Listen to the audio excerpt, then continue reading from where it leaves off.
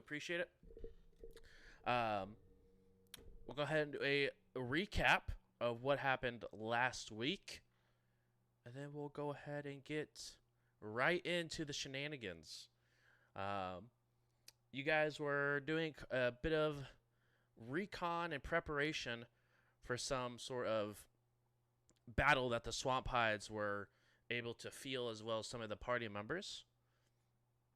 And after some preparation was taken, the rumbling began to get more and more intense as you guys were more or less invaded by a swarm cluster, as you guys were able to fight multiple different kinds of swarms that you guys have come across in the last roughly month that you guys have been on this planet. As you guys were able to fight your way through some flying gunmen, between some large scarabs, and even a swarm Hooglesmorph, you guys were able to go ahead and take care of all of that stuff. And as you guys were regrouping outside of the main sort of town square area, you guys saw a familiar Vlaka being carried out of the rubble as... Where's my notes? Hello, notes. We're prepared, I promise.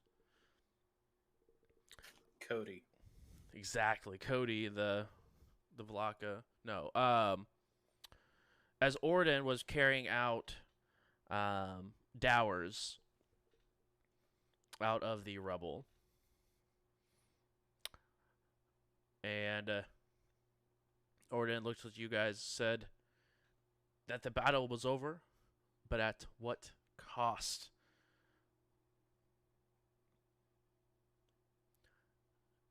A lot of the Vlaka began to search around, see exactly what the casualties were like on both sides. A lot of the Vlaka that you guys were sort of surrounded by did not seem to make it past the pretty immense battle. But you guys do see all of the other leaders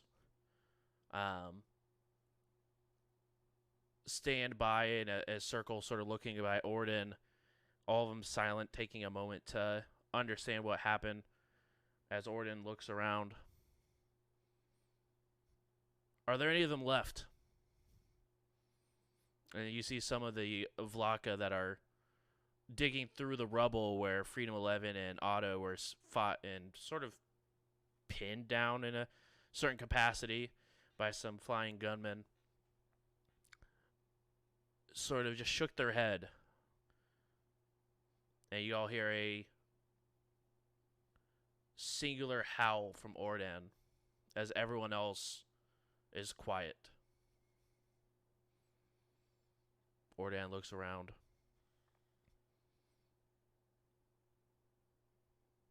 We have lost a house today. The cold claws are no more.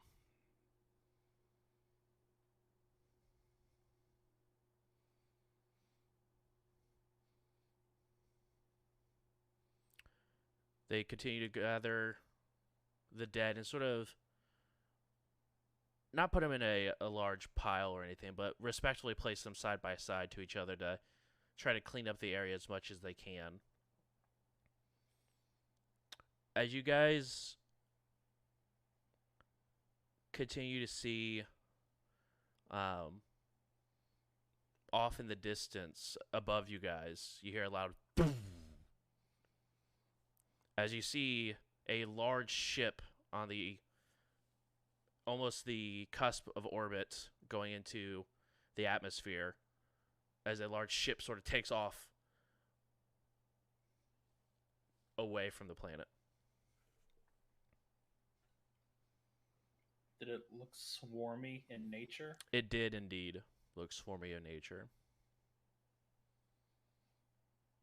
Get the fuck out of here, you fucking bugs. I bet Denver could have Yep. told us exactly what ship that was. I think he did. That's one point. Oh. I've already forgotten now. But yes, I'm glad those are gone. But we still don't know how much is left underground. I have to wait for my drones to get back.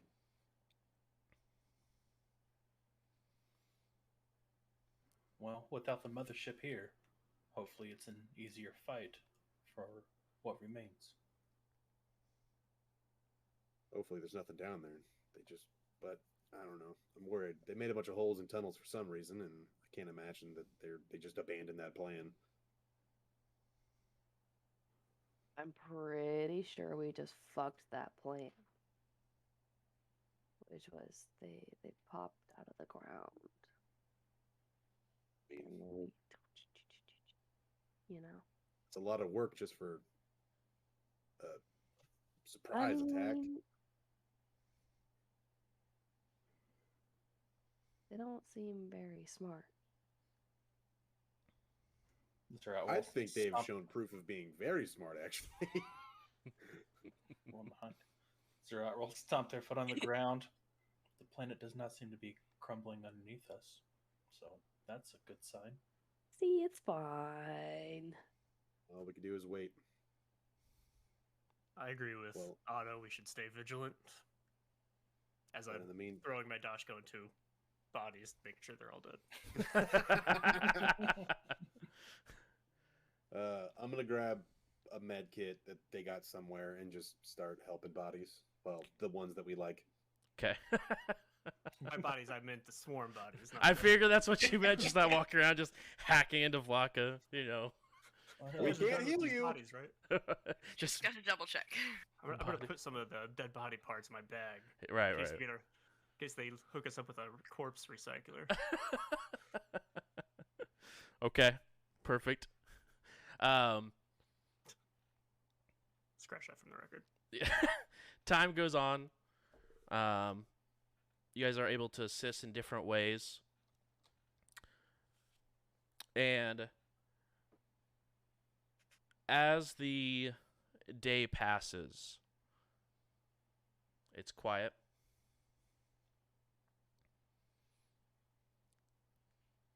And you begin to see,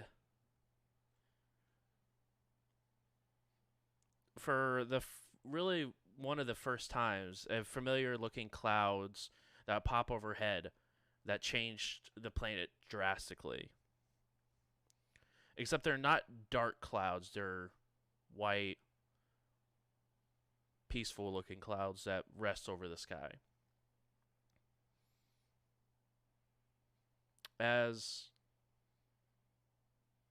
no rain begins to, no rain falls, but all of Vlaka sort of look up to the sky, sort of expecting something to happen.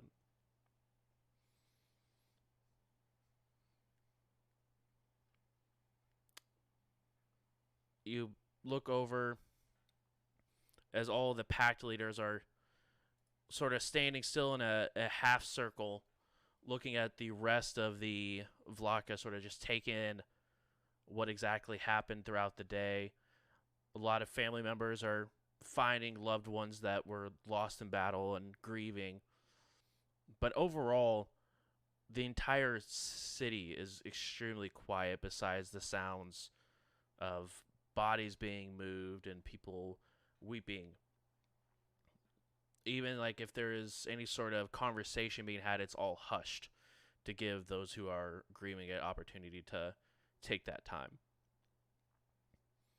The house members will all walk up to you guys and request that you guys follow them into one of the more broken down houses that are sort of out of reach of ears of the Vlaka that are either helping the situation or taking part in the grieving process. You guys will go ahead and head into one of these rundown buildings. And Nash will sort of speak up. I want to thank you for all that you guys have done for this planet over the last month, and it's particularly into today. We, as he sort of looks over to like the rest of the pack leaders, and Ordan sort of steps forward a little bit and begins to speak up. We want to help you guys get home. But for us to do that, that's going to take time for us to be able to pull equipment, especially something powerful enough to power a ship through a drift engine, to send you back to wherever you guys would like to go. Now, some of you are familiar, but a year here is a very extended period of time for the Pact Worlds. I'm thinking 2 months on this planet, maybe 3, should hopefully be enough to get society on track to at least prepare for a ship for you guys to go home. We aren't going to ask that you guys stay while we fully rebuild, but again, we do want to thank you for your services that you've provided us, not only as survivors yourselves, but saviors of the Vlaka and our planet. I mean, we understand. So as long as we're here, we'll help rebuild whatever you need. But yeah, I mean, we're not going anywhere until that ship can get built. So whatever support you have for that would be great. Ordan looks over to Nash. Nash sort of nods back. Nash and the Windhides have some technology here that we believe will be extremely beneficial to getting a ship up and running for you guys as quickly as possible. Their best engineers will be focused forward mostly on that, while we have some of the other individuals continue to push power to the rest of the city to rebuild buildings the best we can. If I may ask, what will society look like going forward? When we came here, everyone seemed to be fragmented, part of their own pact, but now that you have come together, it seems you have the opportunity to build back better. They all sort of click as a realization of exactly how fragmented the planet was. And they all sort of look to Ordan. Ordan looks around. We will be better. We must be. If this has taught us anything, is that the Vlaka can't continue to be the way they were. With the loss of the Cold Claws, I'm not exactly sure what Olaf and its surrounding area will look like, but we will definitely work together in a more efficient way. Domino, has there ever been any record of a planet surviving an attack from the swarm? Want me to recall knowledge on that? Yeah. I mean, all of you guys that are, culture. The easy ones that I'm going to give you guys, especially, because all of you guys have heard either stories or have lived through it, was the Swarm versus the Pact Worlds and the Vescarium. They are one of the ones that, if you have mostly lived within the Pact Worlds, as far as your their knowledge is, they're like the only people who have ever defeated the Swarm, and it's because the two systems work together, the Pact Worlds as well as the Vescarium. But what did you get on your recall knowledge? 20. 20. Definitely those, but as far as seeing the military tactics they had and the ability to transform almost on a whim, you would expect it's probably a feat that hasn't happened many times, and that this is truly, besides the fact that it's out in the vast, a historical day. Really, anywhere. Yeah, that's kind of what I was looking for. I want to turn to them and be like, not only can you be better for yourselves, but there isn't a lot we know about the swarm, and there aren't many people who have lived to tell the tale of fighting them. So you almost have a duty to other people, other victims of the swarm, to research and figure out what the heck they were even doing in your planet. How does their biology work? And I'm sure we can assist in getting some of these studies off the ground while we're here. But yeah, it's this. I have a fear that this fight isn't over. So the more we know, the better. Agreed. You should prepare for them to come back. We will, as best as we can. I think first we want to get a place that's habitable for us, as well as people that stumble upon our planet similarly to you guys. And then we could work on defenses to make sure that those places continue to stand. We learned a lot about how they invaded to begin with.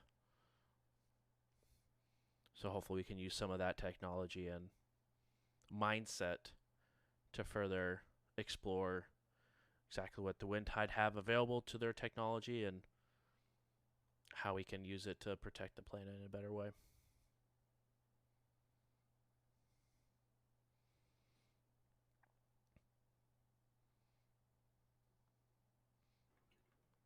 Right now, I think it might be best for everyone to get some rest.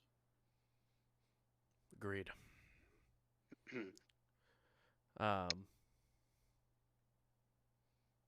You begin to see Varg sort of stumble out of the building.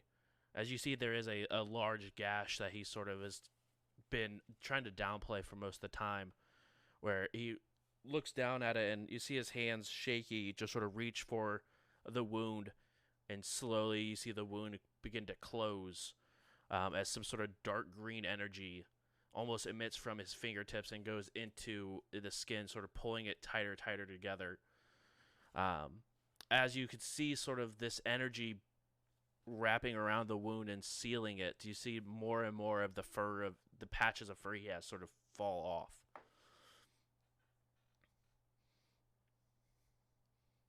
And he continues to sort of walk forward in his more regular limp than he's had that more as far as you guys have known him. Can I use mysticism to identify a spell being cast? Yes. Confused. Or, not confused. Interested. Yeah, I'd like Oh, to as well. It's Yep. because it's a I normal failed healing that. spell or dark magics. The DC I'm is gonna look 10 plus around 5 times confused. the level of the spell. Okay.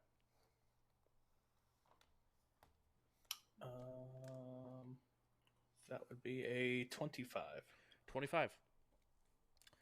You do know it is a similar, based off the hand motions and everything, sort of like a similar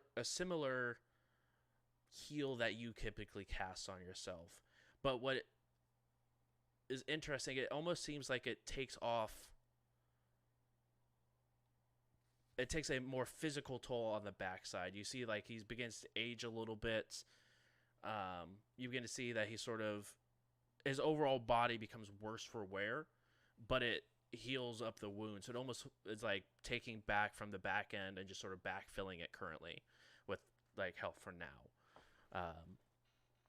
So it is definitely a heal spell, but definitely not probably. It's probably more of a darker magic compared to a more traditional. And Varg's the Swamp Pack blind guy. Correct. Varg is the wolf or the swamp hide leader.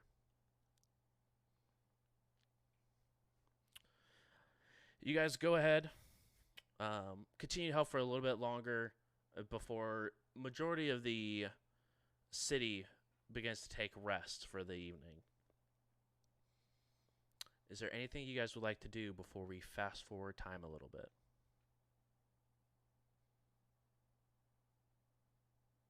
I'm gonna clean all my gear. Okay. Oh, and I'm also gonna help in any way possible doing everything. Yep. I can't be an engineer on the sidelines. I've been having to float in the drift for 300 years. I'm gonna help.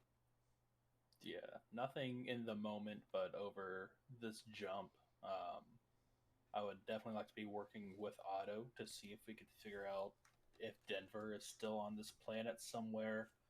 Then also with the swamp hides to make sure like the planet is still structurally safe underneath us, since they've got some expertise in that area. Okay. I'll also see if I can harvest some of those whatever indigenous plant we use to make those antitoxins. I guess step one for me is what do those drones find out? Yeah. When they come back, roughly about 8 hours later, after the whole fight takes place, and it has a fully mapped out catacomb of the entire city, or the entire like planet, more or less, that they've drilled through in some way or another. One thing you did notice, go ahead and roll a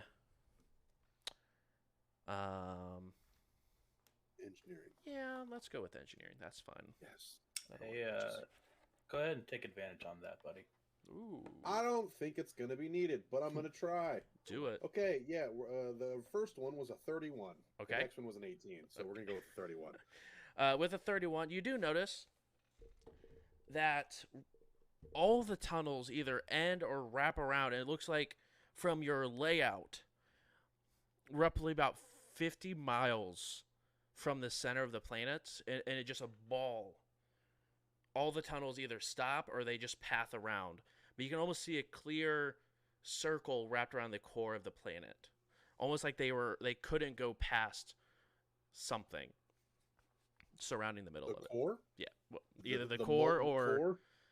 whatever's in the center of this planet. Probably hot. Maybe an iridium shell. Who knows? Sounds like there's a dragon in there. Might be a Canadian. Let's go. But it did sense entities were still there. They didn't like have any sort of, either it was too dark and the swarm couldn't see it, or they were like sleeping or anything like that. So the drones were able to like take different pictures or different like readouts of where swarm activity was. And there's still plenty of swarm activity still under. But none of them look extreme in one way or another. They just look like small little camps that the swarm is sort of set out throughout the planet in case of an attack or something like that. But nothing seemed to be of the size of the combat you guys had today.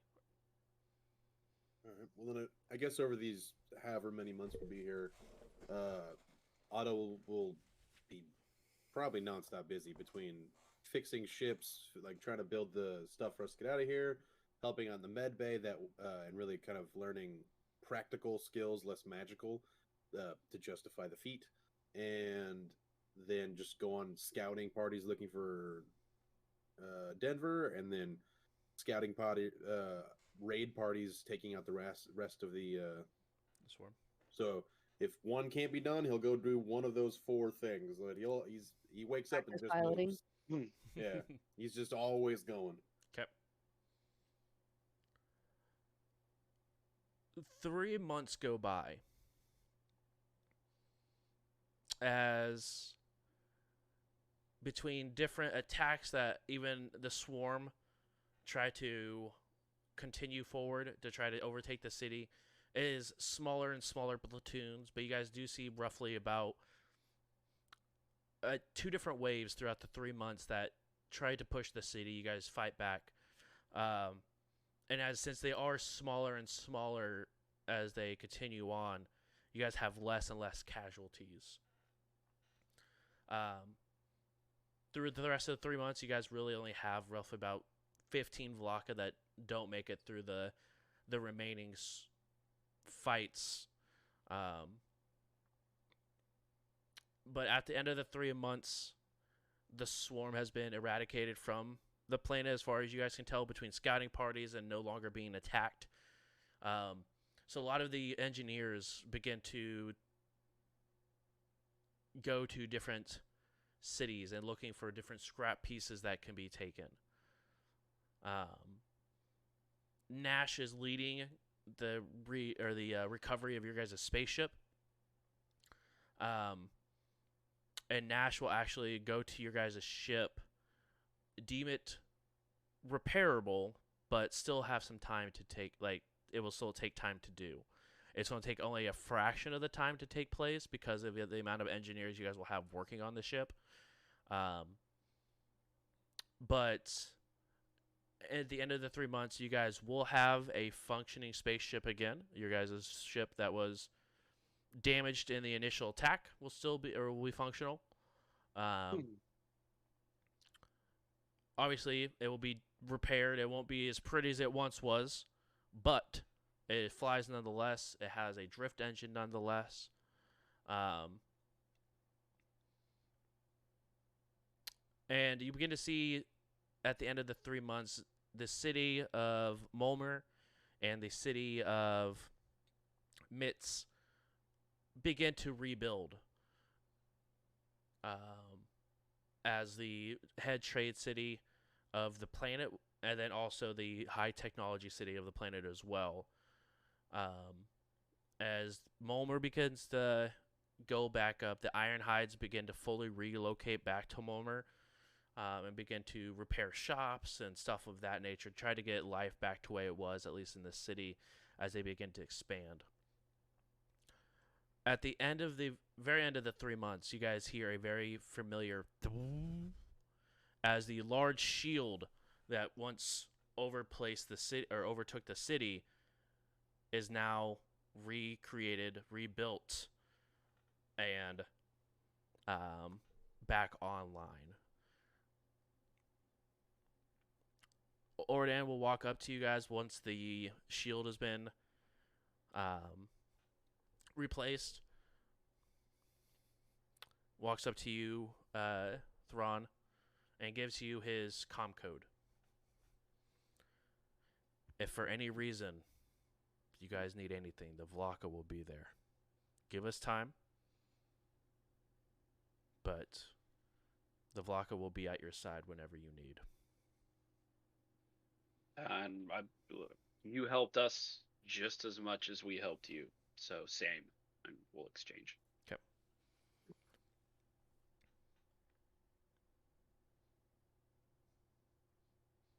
You guys, they continue to rebuild as you guys eventually are able to take a leave with knowing that the swarm has been taken care of. At least 2 of the biggest cities on the planet are at least about 25 to 50% rebuilt.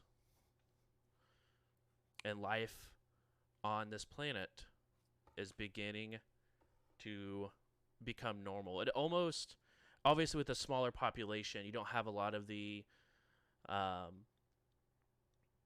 different species that you saw just in 4 months' time pass by. As this was a very diverse place when you guys first landed. There was Yosoki, there was different elves, all these sort of things, but it now is mostly just Vlaka. But it begins to feel familiar to that. You guys do see they had, of that large tower in Mulmer where they had the different spaceship landings. The first 2 levels have been recreated. And thanks to the wind hides, each level now has its own sort of gravitational pull to it, so that if something were to hit this tower again, that each level has sort of stabilized its own way compared to as a whole tower leaning over. All the pack leaders will head to Mulmer and sort of wave you off. Over the 3 months, you guys see no sign of Denver. As far as you guys know, there's been a couple of ships that have come and gone. But it wouldn't have been like Denver to say something without, or to leave without saying goodbye, especially to you, Otto. Oh, he better not leave. But as far as the 3 months go, as a reminder, 3 months on this planet. So I guess you guys have been here for 4 months at this point. Would be 8 years in the Pact Worlds. Well, So we've been on the planet for 8 years. I mean, Well, I would you- have been gone for like 300, so like, It's chump change at this point. What's the other 8? But yes, in Pact World wise, and some of the Vescarium, you guys have been MIA for 8 years. what? I'm 44, y'all. We know Where's, each other really well now. I'm old now. To us, does it feel like 8 years or does it feel like 4 months? I mean, it feels like 4 months to you guys. You guys are like, it has like the same. There's still 24-hour day cycles, but it just takes longer for the planet to rotate around an orbit. Yeah, But Our time is still the Interstellar. same.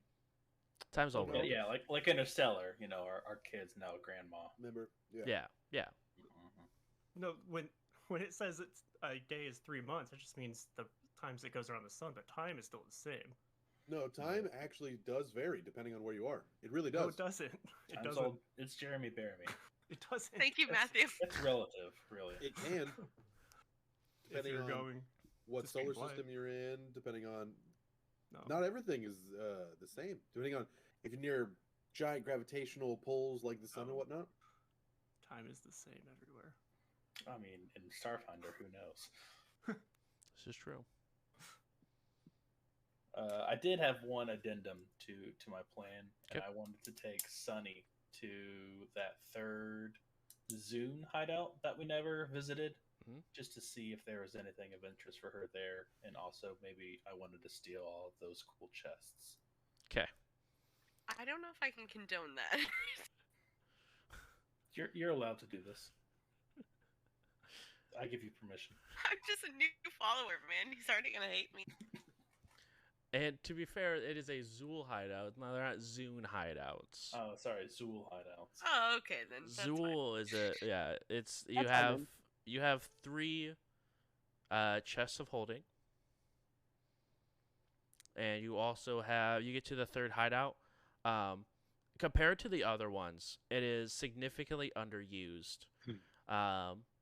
It has like bare minimum folding chairs for like instead of the couches that the regular living rooms had. It is just absolute bare bones minimum. There's not even anything inside of the chest besides like just some small like rations.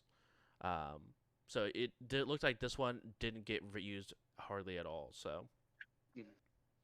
but overall, you do still have the 3 chests of holding that you can now bring onto your ship. You also have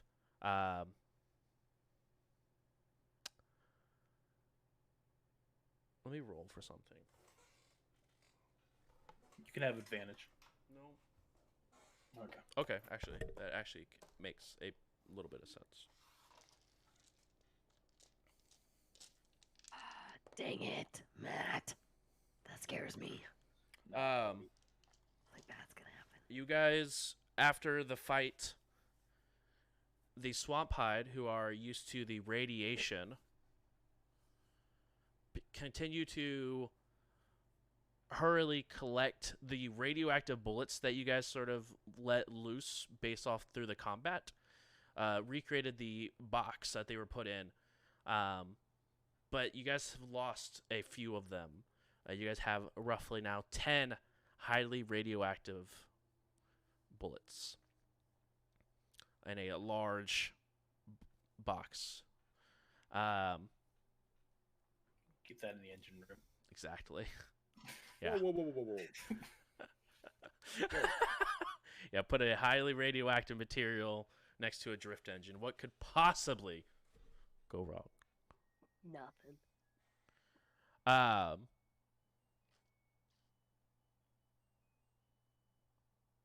You guys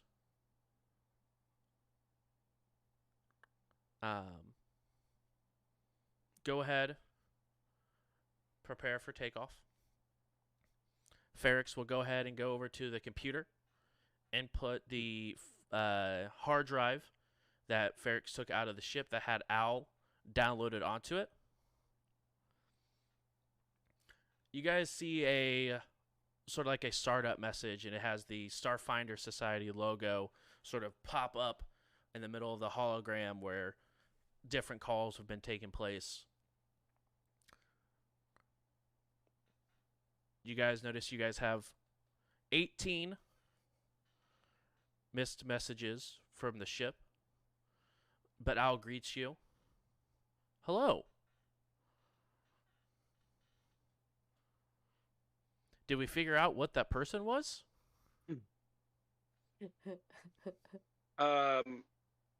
Just real quick, Al, can you remind me who's the captain of this ship?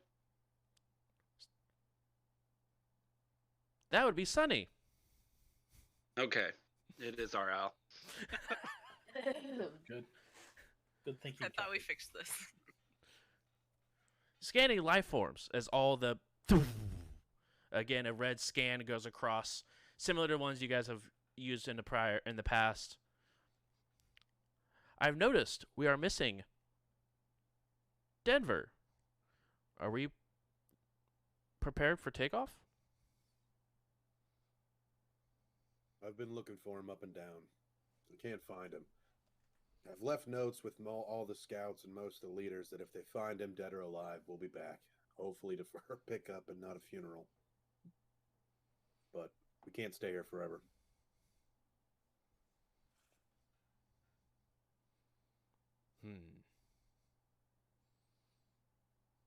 Understood. Would you like me to prep the engines? Never. Would you like me to fly the ship? That's up to the captain. I can, but it's up to you whether you want me back there or up here. Sunny, would you like Otto to fly the ship? You know what? I'm gonna have to pass this one off on to Thrawn. Not sure how to answer this one. Are you transferring leadership or transferring the question? Transferring the question. Understood. I'm in my room seeing if my stash of Twinkies is still good. They have actually, once you guys got back onto your ship, you guys did realize it was heavily looted. So anything that wasn't taken was heavily scavenged through as people who were trying to survive, searching the spaceships for any sort of food or anything like that that wasn't originally brought with. Well, they got my main stash, but probably not my secret stash. Exactly. You go ahead and pull up a secret floorboard that you had to undrill in general, and you go ahead and undrill, and there's just a stash of Twinkies in the floorboard. If any of my stuff was touched, It was. I will find them. You better start looking. I will make them pay. Thrawn, are we ready for takeoff? Yeah, I think Otto was gonna pilot the ship. All right, I can do that. Okay. Freedom, you taking my engine bay then? Yeah. All right, so I'm assuming everyone is relatively going to their normal spots. Sunny, for the first time in what feels like a very, very long time after you were almost drug off this ship, being impaled shortly after being impaled. You guys sit down, and all of you sort of feel this sense of home a little bit as you sort of plop down into your seats or at your weapons or what have you, as you guys begin to hear the ship rumble, as you guys begin to hear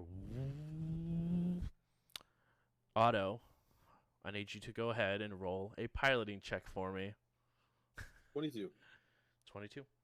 You guys begin to take off for the first time. You guys have seen the planet in a very long time from the sky.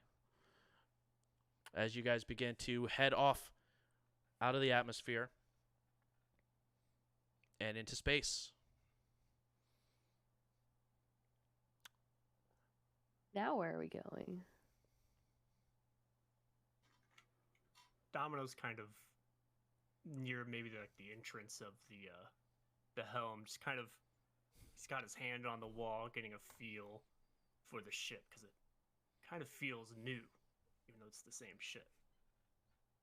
And after a few moments of taking a breath and a moment, I'm going to say to everyone,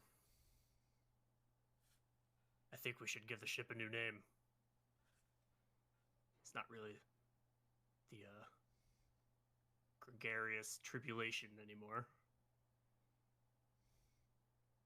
That journey's been completed. That is a great idea, Domino. And what is your suggestion for a new name? As the one who proposed. Yeah, when I was in the Navy, my ship was Tranquility Horizon.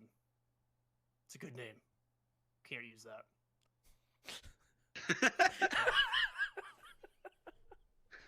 How about?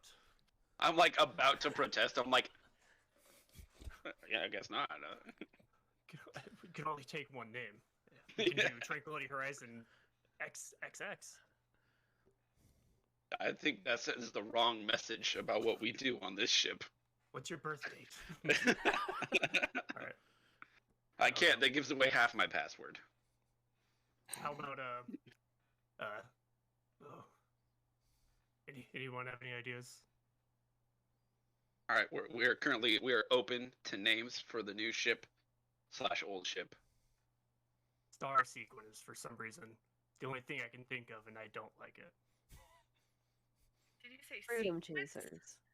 Star Sequin? I recommend the 3 rules. Get paid Gatorade if you need more clarification. Wait, you want the ship named the 3 rules or named get paid, get Gatorade? You forgot to get laid. Oh, All right, welcome to the new ship. Get paid, get laid Gatorade. There we go. Paid laid Gatorade. We have so much Gatorade. I was thinking something Denver PLG. start, Denrel's demise, but that seems a little. So 3 rules might be is my official suggestion. All opposed to the 3 rules? Seeing none, we will name our ship the 3 rules. I was thinking something like devils, because Denver was a devil. Correction. Denver was a tiefling. Different universe, same The thing. same thing. Okay, 3 rules. Overriding. Hey Al, just real quick, can you scan for Denver, since you had their signature and Scanning. Denver is not on the ship. all right, well, Denver not detected. they would play that game. You know what I mean? They would like just stow away on the ship, be like, wait until they find me. They would do that. Sonny, you probably had a moment with Denver with that mask thing. Any idea what happened? I mean, my only assumption is that they chose the other side and it took them. But I don't know if I was the only one to have that dream, because they might not have had that. But let's be real, when given the option, they're gonna choose the dark side.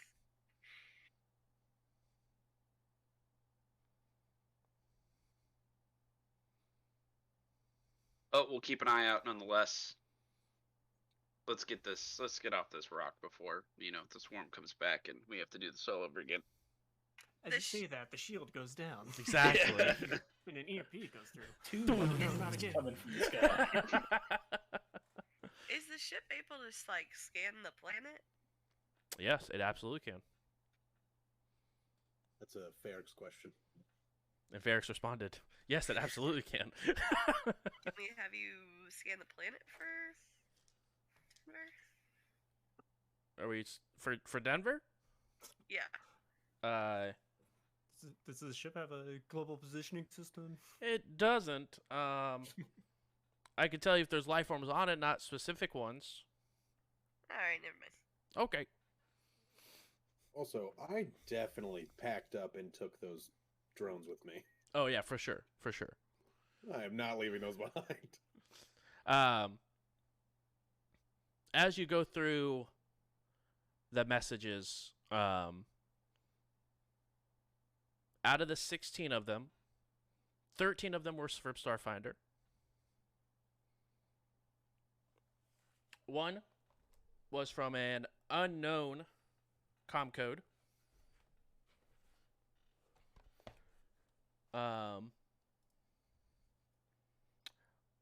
One is from a familiar comm code to you, Thrawn. Or actually, the last two are both familiar to you, but oh, where did that page go? Hold on a second. I'm gonna be so sad.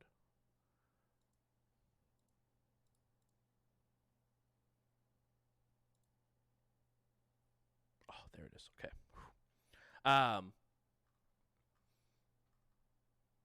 The first one that looks familiar to you, it is it's just a small 15-minute second call, but it's from your father. And the second one is a call from a... Where is this at?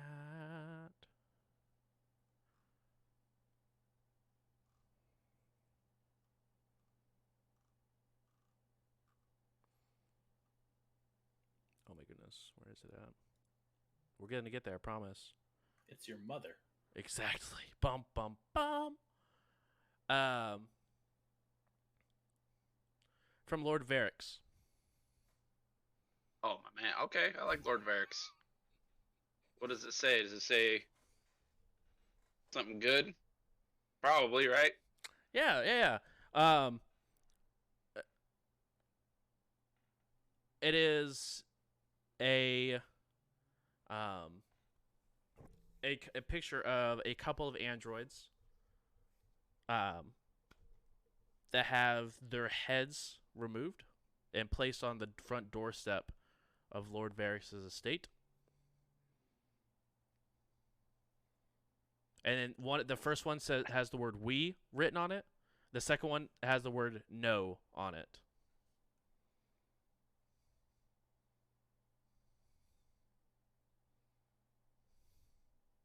Like N or KNOW, if it wasn't obvious. Thank you for clarifying. Thank you.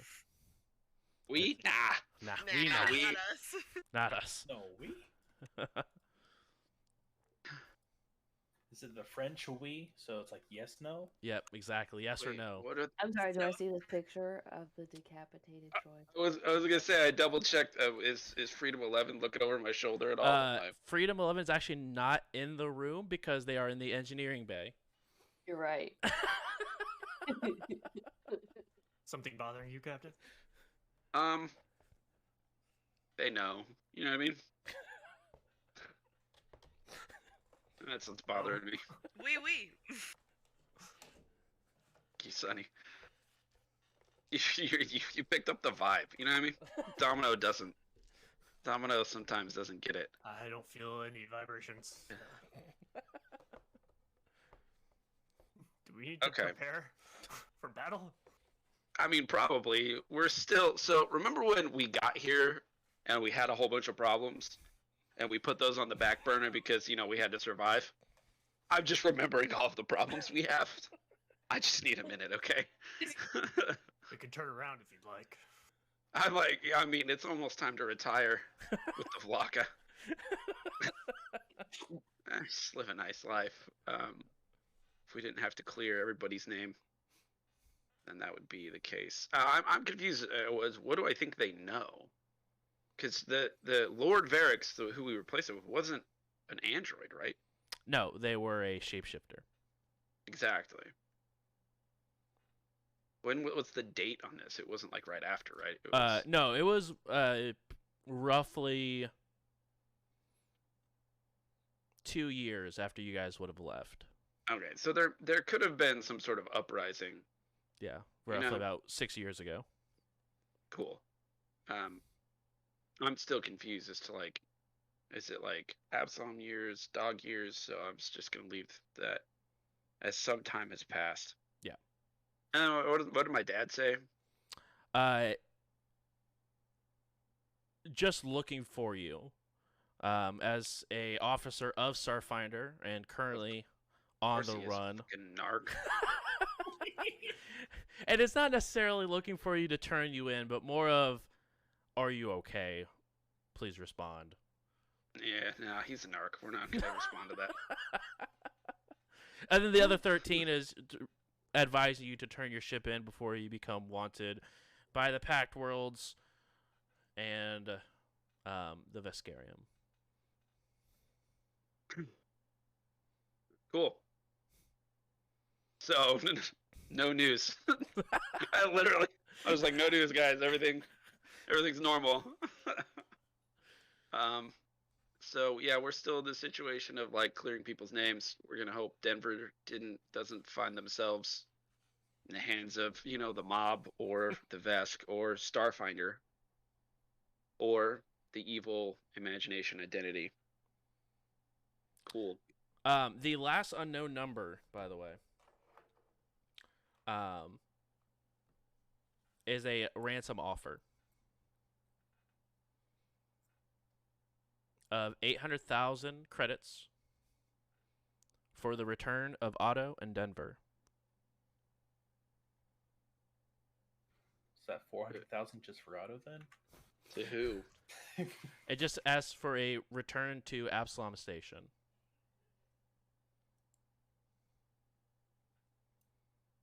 Okay.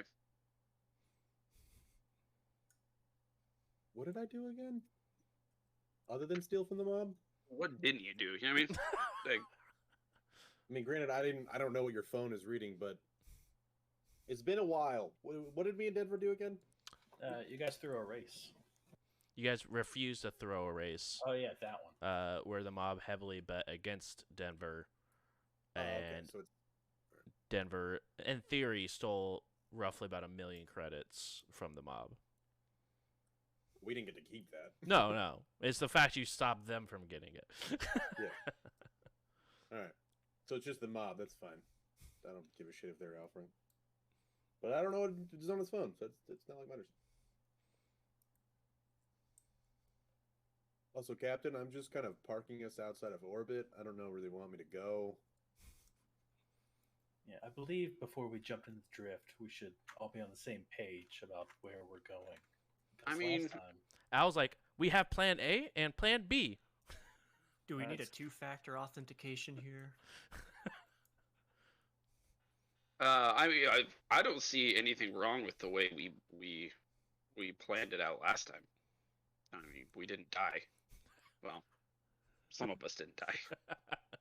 Some of us may have died twice, so that's concerning. But Not too late to check out that Paradise Planet. there's a paradise planet. That's the one I thought we were going to. I didn't know there was a paradise planet. I heard there's a planet where if you breathe, you die. And then there's a planet where if you're outside for too long, you die. And I just chose the lesser of two evils. I mean, I know a pretty nice planet covered in a lot of water and also not a lot of water that is pretty warm and happen to have my parents living on it that we could always check out. Okay. Feeling homesick. Parents' basement.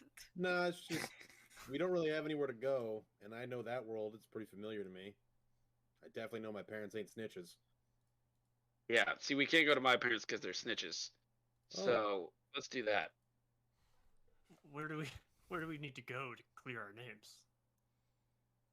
I mean, so what we've done is made a lot of really good progress, right? So we've checked off random planet outside of the whole galaxy that we're used to. That's not where we go. That's No longer checked. on my We bucket checked that list. off. Yeah, no. But we looked around. I spent the last, 3 months trying to figure out if we could clear your name from, there. But it turns out it's not gonna work. So where's this planet, Otto? Oh, Ventura? It's just a Brenner home planet. Oh, cool. Let's go there, and then I'm gonna put out some feelers when we get there, and we're gonna see if we're gonna see how wanted we still are. You know what I mean? Like we're gonna see if they care. All right. Maybe they don't. What is the statute are of we- limitations? Is that a thing in the Pact Worlds? A what? Statute of limitations. I don't think where we're going is in the Pact Worlds. No, it's not. But how far without the drift is this? Is my home planet from here, Josh? You would not be able to make it on your fuel. You can't think it's a spaceship. The drift. You can't go from solar system to solar system without Without the drift. jumping dimensions. It would take decades.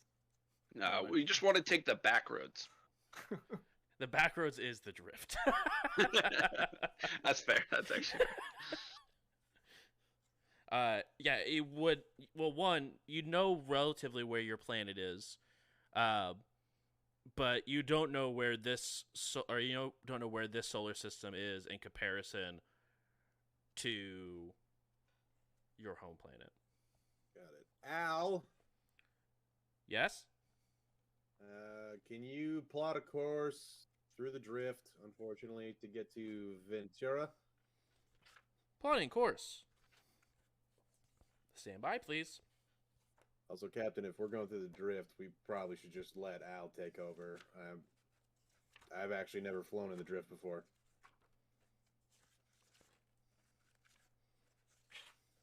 Yeah, that's. I mean, you're the pilot now, so whatever you think kind of goes. I mean, I think you're starting to see exactly how we ended up in this situation. I'm kind of laissez-faire about where we fly and how fast we get there. So that's how we ended up here. Right? I don't think. I mean, going to the drift isn't really hard. I mean, I could try, but I'm definitely going to have Al be there. Calculating.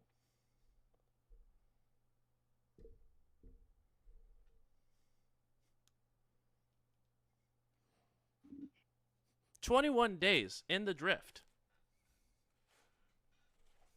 Okay. You can do that, right, Al? Like, you don't need me? Correct. You are obsolete. Fair. that- Fair enough. It's hurtful. I mean, Captain, I implore you, maybe we should just go back to the Pact Worlds. I can't take another 3 weeks on these nutritional pills. I mean, if you're trying to turn yourself in, we could go back, but then we're all going to be in trouble now. So in reality, we can't go back. So I don't know what to tell you other than like stop doing war crimes that you didn't do. You know what I mean? Like, That's exactly my point.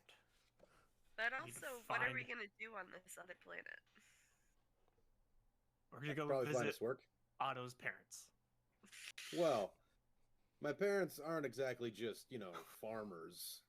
One of them is a lawyer and one of them is a politician, and between the two of them, I'm sure I could get us work. Somebody's got to know something that capable people like ourselves can handle. Or settle down, take a break. I don't know what you guys want to do. It's just a place that I'm familiar with. We don't have to go there. It's just, my fallback.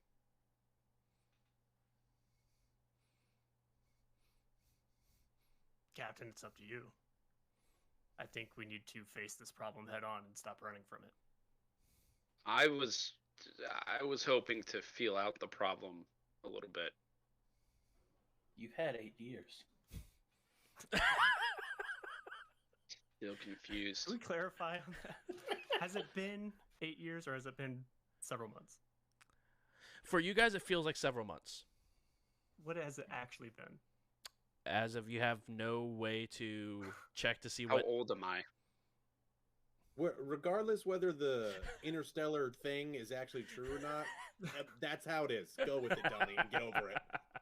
As you don't have any sort of you don't have a clock on your starship that says it's 5 o'clock on Absalom Station. You would have to travel to Absalom, at least through the Pact world, to see and get into an infosphere to see what year it is. But currently, you have no way to see. It's just the distance is too great from the Vast to the Pact worlds. Is it like going into the Feywild? What? You know, like how they do the different time jumps that way? It all depends on what part of the planet you go to. If the planet itself is weird, because you go extra dimensional when you go to the Drift. The Drift itself is not similar to that way, no, where like time doesn't jump when you go through Drift. But for you guys, it has felt like it's been a couple of months. All right, Donnie, you just have to understand that. As of right now, the only thing it feels like to you guys, it has been a couple of months. Well, Captain, what are we doing? Starting fresh and hoping this never becomes a problem, or address the problem head on? I mean, I don't understand the long term for either plan. So we can go to Ventura and gather some resources. I mean, do you all have like weapons we can purchase? Do you know people? Do you have contacts where we could get all this stuff and like Oh, yeah. prepare to face the problem head on, or do we need to go somewhere else where we can resupply? This is a fully stocked planet ready to go with 100% everybody. I got contacts. I got anything you need there, really. It's just a normal planet. I just know everybody. Well, I'm a lot, not everybody. I'm out of grenades. I don't know about the rest of you. I think maybe we could resupply, restock. Domino, does that sound good to you? It would sound good if it wasn't a whole other month of drift flying. I've been on this planet for far too long already. Yeah, no, I mean, we're going to drift fly, and it's going to be great because we packed a whole bunch of like actual real food from this planet. Also, and we're just going to party for a month. What's the end goal for you? Like, you join an adventurer Starfinder group, you're gonna be on this ship or a ship the majority of your time now. What's the problem being on a ship for another month? The problem is I want to return back to a normal life. If I can clear my name, I can go back to the Vescarium, maybe regain my titles. Oh, so you actually don't give a shit about the crew. You just want to go home. That's What what you the think Starfinder is all is? about. I wanted adventure. I wanted a crew, a family to travel with.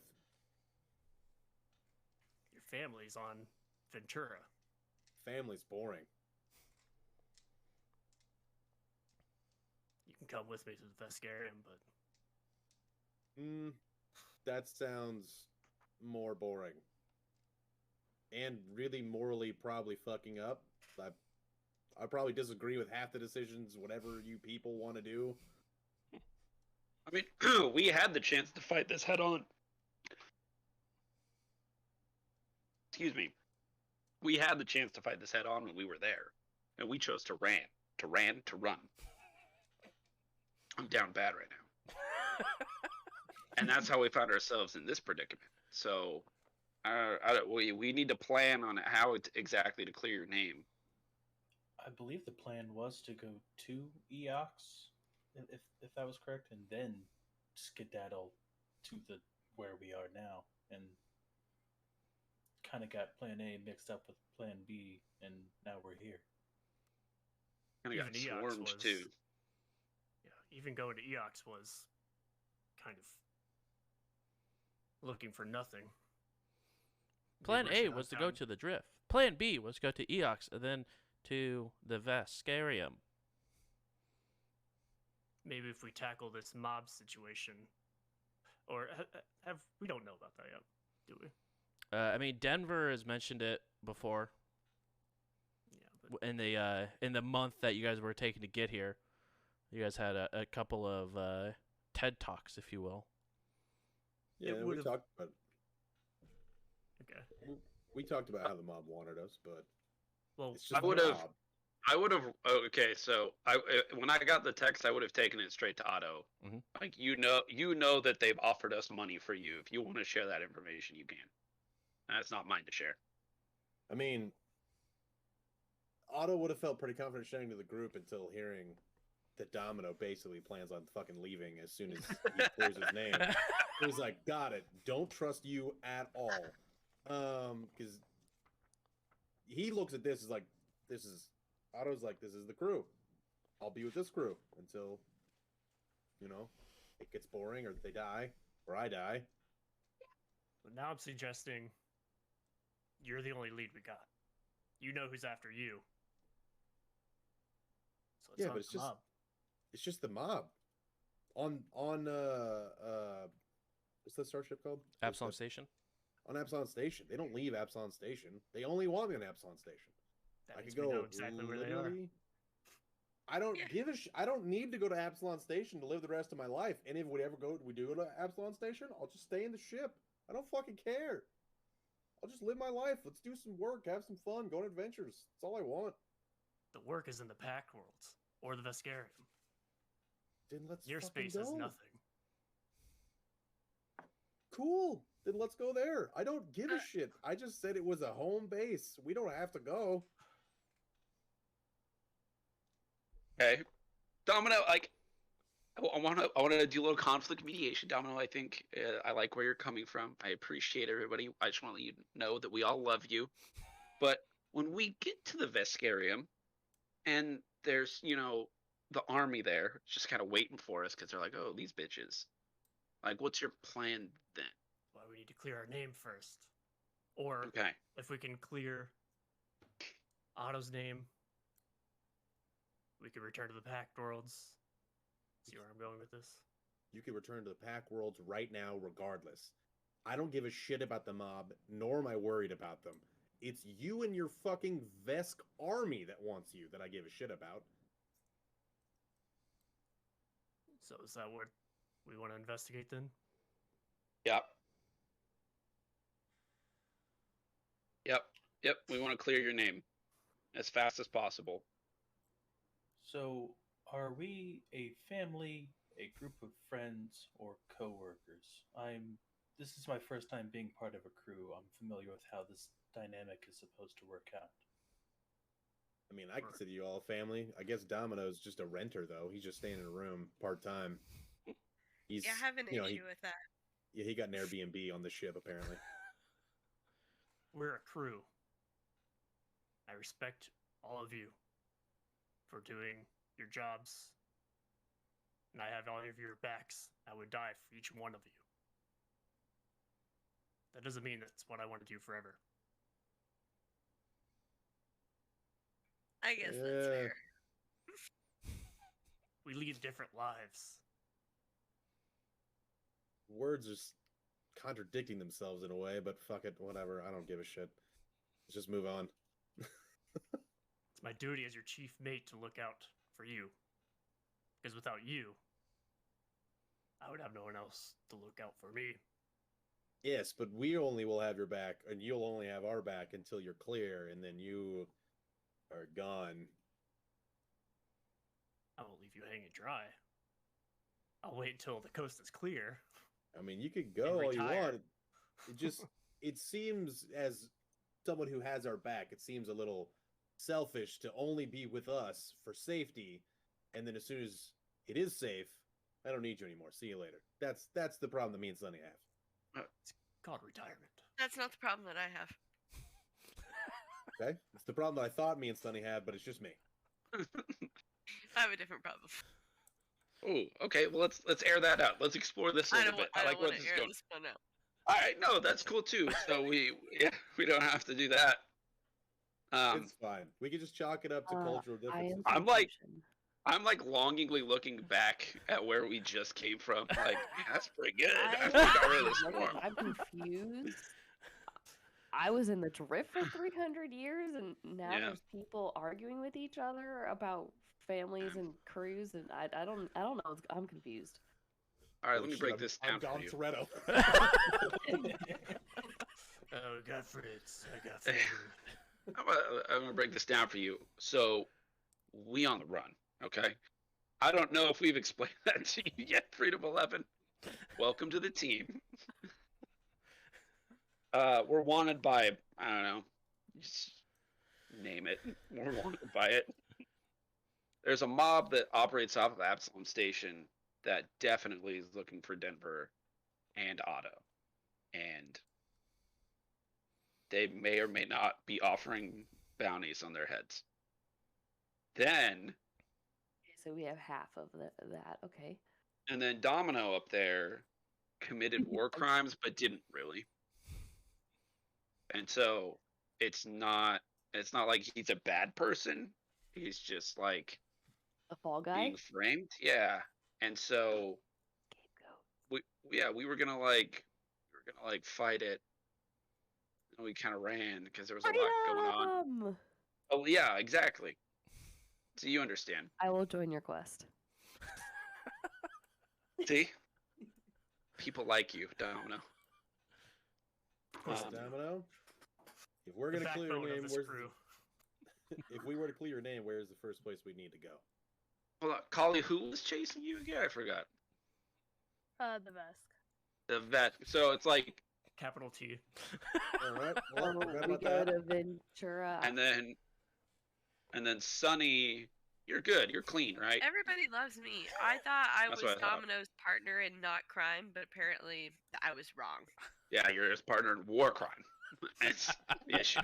There was a big spooky space mask after Sunny, but I believe that has passed. Yeah, we've taken care of that. I sort of put that on like a really far back burner, and I probably shouldn't have. No, you shouldn't have. I had to take care of it all by myself. Thank you Yeah, so much. I mean, that's why you're captain now. Sonny, you've been a great partner, but you have to understand, I'm getting older. You have a long career of starfinding in you. It just isn't meant to be. I'm just gonna walk out and go to my room. As you're walking away, I go, that sounds about right. Everybody break for dinner. We'll keep exploring these feelings over the next. Al, how long was it to get to Ventura? 21 We Yeah, days. still me. don't- I never. Oh yeah, told we Al have to not even go. started the route there yet because we're still deciding. We didn't decide if that's where we were going. Yeah. Metagame. We're And then we're- decide from there. You guys are still literally just hanging out in orbit, Alright. just sort of. I vote to Blocker looking up. Ventura. Are they gonna leave? the Vlaka called her. Is everything okay? You've been idling in Collie. orbit for 3 days. Okay, here's the metagame. Traveling anywhere in the vast, even if you're in the vast, takes 5d6 days. Yep. Traveling to Absalom Station or the Pact Worlds, 1d6 days. Yep. Because Absalom Station is like a lighthouse beacon in the drift, so no matter where you are, it always takes 1d6 days. The vast is so far out, even from the drift, that no matter where you are, it always takes 5d6 days to travel anywhere in the vast. Oh shit. So, Domino you knowing have some this station? is So like, we should I go don't to want to spend that much Absalom time in the Station. drift. Dude, 3d6. I mean, I have no money. It's still only 3d6 as well to go to the Vescarium because it is in near space. Yeah, that's scary. So if you guys go to, I just- my personal. I'm background. with you on a metagame perspective. I'm not with you on the fact that as soon as we get anywhere in the Pact Worlds, Starfinder's gonna be like, "Oh, sweet, our fugitives," and just like knock on our door. I don't know what to do about that. Oh, we're only fugitives with Starfinder because they struck a deal with the Vesk, right? Yeah, it was basically like the Vesk were like, turn over Domino, or our like pact is just moot, and we're gonna start a war. It's probably something like bureaucratic jurisdiction bullshit. It's exactly what it was. Actually. Yeah, I mean, Trying to extradite you. I mean, we can head to Absalon and just, try to lawyer our way out of it and be like, hey, we were stuck on this planet for this long. We weren't hiding. I Here's your lizard." Say one of I- your parents is a lawyer. I got a lot of frustration right now because I offered to do that when we were there. If you guys I was weren't on like, the let's trip, just though, go you fight wouldn't have it. Taught me though. It's great, and that's why we like this option. But it's gonna be a much harder sale. Like, we just had a date to go save a planet. Sorry, it was on my schedule. I couldn't move it. Now I'm back. We didn't run. That's not what happened. Domino, do you know whatever became of Tranquility Horizon, your old ship?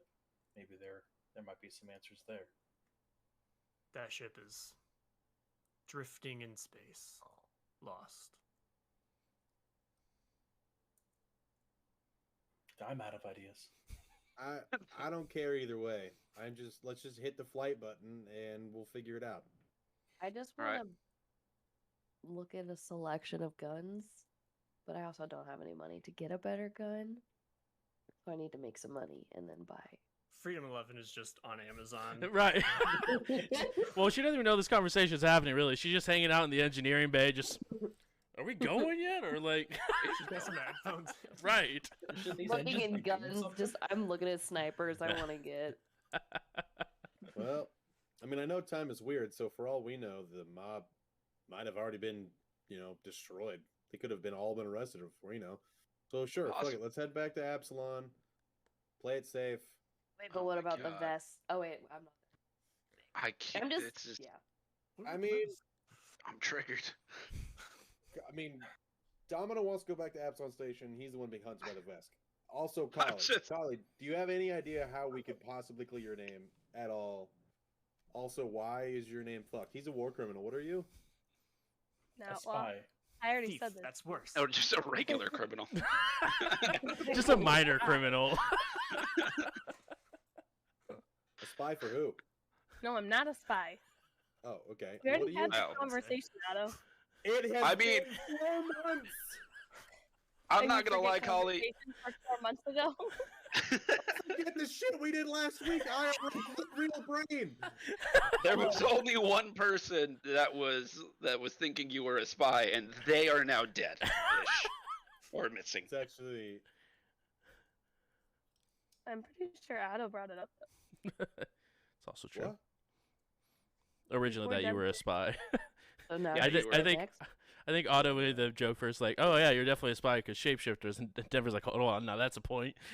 Well, that and Starfinder was like, "Here, have this person to go with you," and we were like, "Eh." But you didn't feel like that with Freedom 11? No, we rescued Freedom 11. We got her to safety. Stuck in the We dr- got you as a handoff for people who want us dead now. Just saying. Technically, Freedom 11 pirated our ship and held it hostage, but we stopped her. Them, you. That was your. I didn't do anything. I just got in and I was like, "Where the fuck am I?" So, point. You guys did all that. Either way, I don't care. This man wants Absalon Station, and we're gonna run into danger at some point. So fuck it. I haven't seen I any would of these places in 300 years, so let's go. I would trade making this decision for another just swarm invasion. This is not fun for me.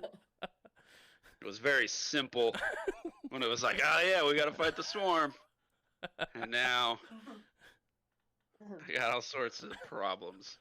Got 99 problems, but a swarm ain't one. All right, Anybody else have any problems we haven't addressed? Any character arcs we need to set off? Not without Ferrex, no.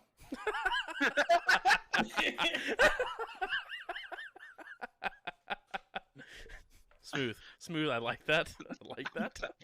Where is Ferrex, by the way? Uh, Food coma? No, Ferrex is over there, like, at his computer station, but he's heavily like into making sure all the settings for the computer and stuff are back up functioning properly after reimplanting. Ow. So he's avoiding sense. this conversation at all costs. Absolutely. Smart. It's smart, yeah. He usually has no headphones in. He's just dialed into the computer. Okay. So Domino doesn't want to be on the ship for a long time. I believe the less time we spend in the drift, the better. I mean, Colleen never saw a dragon, so we may Okay. have gotten lucky on the way out here. Zerat's for spending a little less time in the drift. Kali, where are you at? Where are you sitting in this argument? I don't really care if we're on the ship for that long. I'd prefer not to go to Absalom though. Okay. Right. Somewhere in the middle. Yeah, just don't go to Absalom. We'll be fine. Sunny's gone, but calmer. Hey, Sunny, where did you end on this whole? I got no qualms. I don't care where we go. Okay, we got 0 qualms there. We could You know what I return mean? We could return to Kabarat and look in the infosphere there. Right, that was Okay. in the Pact Worlds. Would we know if that was in the Pact Worlds? Would we be able to access like the Pact Worlds internet from there? If you were within the Pact World, yeah, there's an overall infosphere that all the Pact Worlds share. Okay. All right, yeah, let's go somewhere that they won't expect us to be. I have 20 kids I'd like to visit. I haven't seen them in some time. Holy Wait, shit! what? Well, only 3 that I really care about, but technically I have 20 kids. Okay. So if Verses is on the way home, I could just swing by there, but it's not really a priority. Captain, I've already hit the go button. We're going to be landing right outside Absalon Station, just far enough from where we're not right up on it, but we could scuttlebus our way in. I was done with this conversation, so we're already going. And you just see me get up, and like you just see the drift just take us off, and I'm like, "Well, I'm gonna go check on the engine room." It's almost identical to it's literally the opposite of what happened last time. It's the same. We're taking the same path right back where we came from. We just took a little detour to save a planet. How's And that we have a shorter? holiday. As they're complaining about that, just like, "Oh," and I'm like, "Yep, good job, Cap. All right, just gonna pat you on the back and just." All right. You guys begin to head to the drift.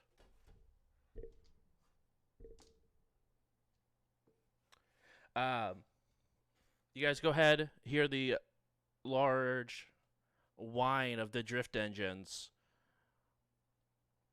As you guys cut the rest of your thrusters, you guys enter into the drift and begin to go through the drift. Similar, just sort of spirals of different colors and lights surrounding you guys as you guys head through. You guys are in here for a whopping 6 days inside of the drift.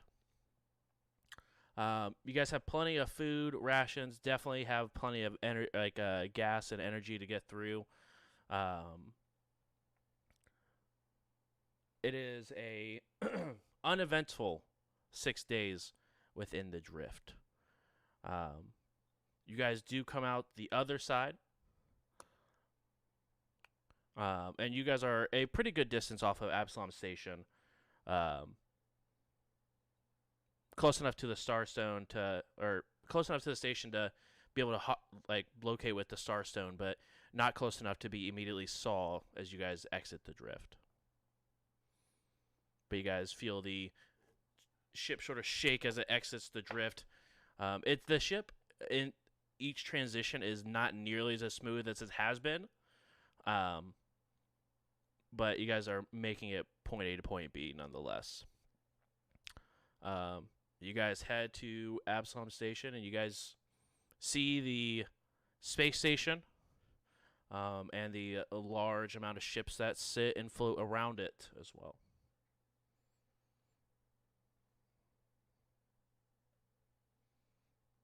We have arrived.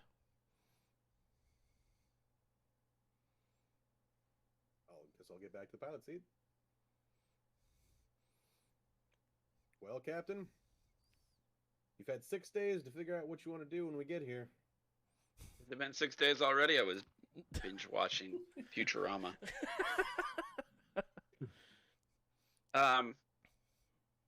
I like wait for 2 seconds, and I'm just wondering if they're gonna be like, "Hey, bitches, welcome back. You're imprisoned." Well, I actually plotted it outside of Absalon, like outside of their sensors. Like we could see Absalon way off in the distance. Still see if he was there, scattered out. I could, putter us in if you want. Or we could send. Wait, we don't have a pedal jumper anymore, do we? Nope. I could putter us in. We have access to the infosphere now. Yes, you guys have access to the infosphere. All right, I go to is there a Starfinder's Most Wanted? There is indeed Starfinder's Most Wanted. Are we on it? You guys are number 6 out of top 10. Outstanding. So this was a bad idea. Nice. Is it like number 10 is the baddest, or number 1 is the baddest? Number 1 is the baddest. In what Okay, way that's, is number 10 the baddest on a ranking? Hey, There's no I just on a wanted to make scale of sure. 1 to 10, how wanted are you? You know what assuming makes me? A dumbass. So we're not going to do it. I like it. I like it. Zorat, are you from the Pact Worlds? Can we get to your family and your 22 kids? Sure, yeah. Verses. Sure, yeah, let's That one. fucking go there. I'm also going to kind of peek down towards my dash, because I'm assuming there's probably like some information that probably loads up as soon as it connects to the Pact Worlds. Correct. I'm going to look at the date. It's only been a few months. Oh, so we're not. It's not been the 8-year thing. that we What? planned Nope. Before. Jeremy Bearmy, man. We were gone it was dog years, I told you. So it's actually only been for like 4 months. Yeah. All right. Well, then all those problems didn't go away. They're still there. Let's try doing it again. What's that confused look on your face for? Resetting course A? Oh, Yes. don't scare me like that. Okay. Understood. We're gonna.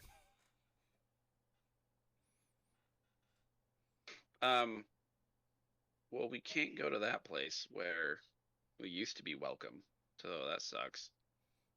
Are you talking about Avalon? Yeah. Yeah. No, pick a planet. Pick any planet. We'll just go to there. Let's I go did, visit his and then- family. You're going to Verses? Zeroth's? Yeah, Which Zerat, is he just needs to see his a kids. hop, skip, and a Yep. jump. It's still within the Pact Worlds. Just a scotch to the left. Cool. Yeah. Let's go there. Just a stone's throw away from A stone's Absalom throw, if Station. you will. As I'm not docking on Absalon Station. Got it. Your think we s- place have everything we need? Is it habitable? Do I need a suit? Well, here's the thing. Where I live, you might need a suit. However, Oh gosh. there is. You don't have to come home with me. It's all Sheerans. It's pretty boring. It's where I live my whole life. However, the thing about Verses is the planet spins the same rotational whatever sciencey mumbo jumbo Ferrex wants to tell you about as the sun. So the planet doesn't move. The sun's always in the same spot. So there's a hot side and a cold side. I live on the dark side of Verses. But in Okay. the middle, there's a ring where both the climates kind of combined. And that's where all the major cities are. So there's plenty of resources there, information to be found, resources to stock up on, and I could check in. How cold is your town always? About -30, -40, Got it. if I had to guess. Fuck me is what it is. Got it. It hasn't seen sun in ever. Does anybody Isn't else your- have parents we should visit?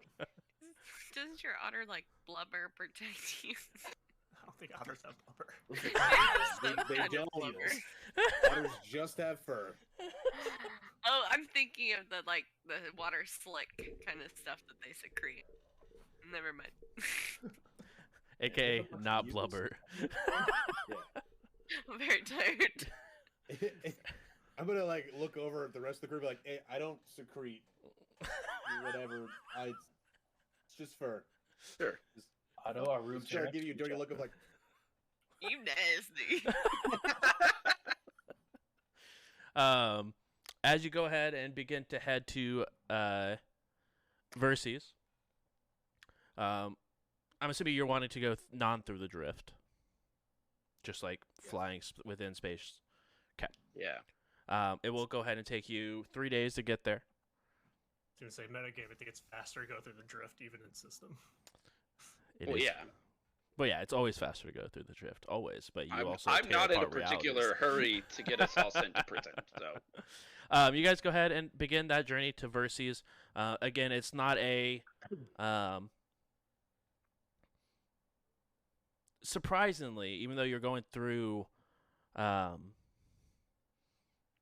Pact Worlds, it's not very eventful. You guys do have a couple ships that do pass by, but don't seem to be combative in any sort of way, just flying through space as is. But you guys will go ahead and arrive at the planet of Verses, and we will go ahead and take our break. So we'll go ahead and we'll go with a 5-minute break. As soon as we go ahead and come back, Laura's doing some sort of dance on my side of Discord. But we're going to come back and we will see what the next chapter this group has to unfold after returning from the Vast. And we'll see you guys in a little bit.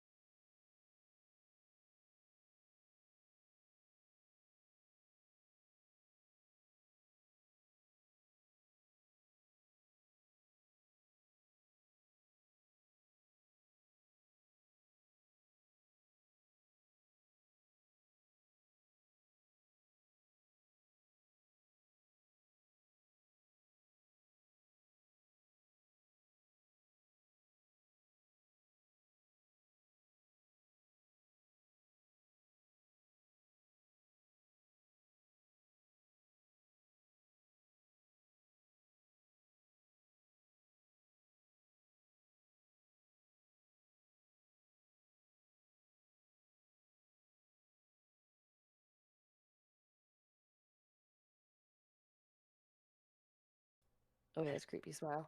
Oh, hey, hi, hello, we're here. Welcome back with the creepy smile. After much discussion, a SOS almost being sent from the planet, and a hop, skip, and a jump in the drift later, the crew left the Zaldarian system and went back to the Pact Worlds. If someone wants to put this as a note, you now have a direct access point and know how to get to the Zaldarian system, if I could speak, through the power of the drift. No longer have to do any sort of crazy rolls to figure out how to get there. You guys can just pull out a course and head there now. So you guys don't have to worry about that. If you ever decide you want to go back, check out the other 9 planets that were there, feel free to do that. That being said, you guys went back to the Pact Worlds outside of Absalom Station, and you guys flew to the planet of Verces so Zerat could go see his 20 kids. After 3 days of space travel within the Pact Worlds, you guys arrived at Verces, and you guys went to, and it's very interesting to see Verces from afar, as the half the planet is lit, and the other half is just complete darkness, similar to how Zerat was talking about it. But you guys go right on that line, and it almost looks like there's a gold ring dividing the two. As you guys can as you get closer and closer to the planet, seeing just the amount of lights and everything else that the center ring has to offer, because that is again where most of the life that is thriving, especially from visitors of different planets, go when they go to Verces, because they have either it's not way too hot or it's not way too cold. It's just in the middle of that. It's just right. But you guys will go ahead and head to Verces. And Matt, is there a home city that is close enough to your abode that is on Verces, or no? I mean, my abode is pretty far out in the dark side, so it would take me a bit to travel out there. Okay. By design, just because we wanted to be safe. But yeah, no particular city in the Ring of the Nations that I'm aware of, that Matt's aware of at least. Okay.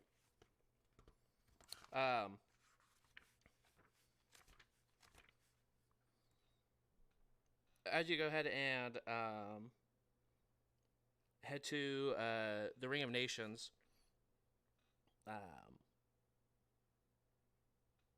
let's see here.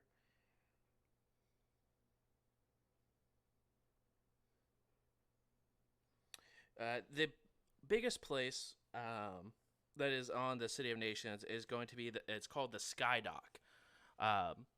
It's a large port where most of the trade, or at least most of the planet, will go to at least park their vehicle before venturing out to different major cities along the ring or deep into Verces if you're a resident or prefer one of the sides.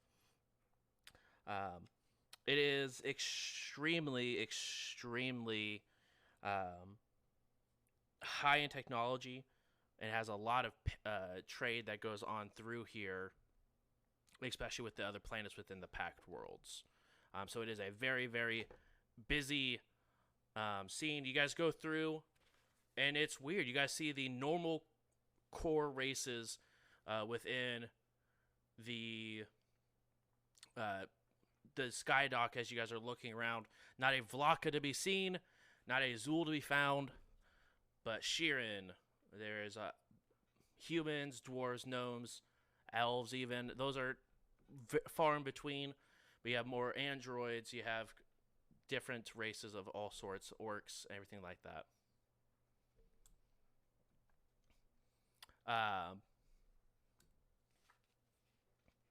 As you guys go ahead and sort of land Al goes, calculating. We have arrived. Adding to file.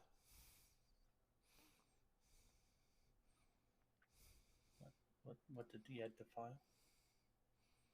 I'm confused. Medical document for Zerat. Home planet, Verces. Thank you, Al. You're welcome. Well, So, Zara, are you gonna go visit your family, or are you gonna stay with us? I'm gonna go visit my family. I'm really curious what your family's like. I haven't seen them in some time, so me too. Oh, all right. Well, I guess let us know how it goes. Will do. I'll show you everything I learned when I return. Some notes. There may be people who are heavily cybernetic walking around, so it is impolite to stare.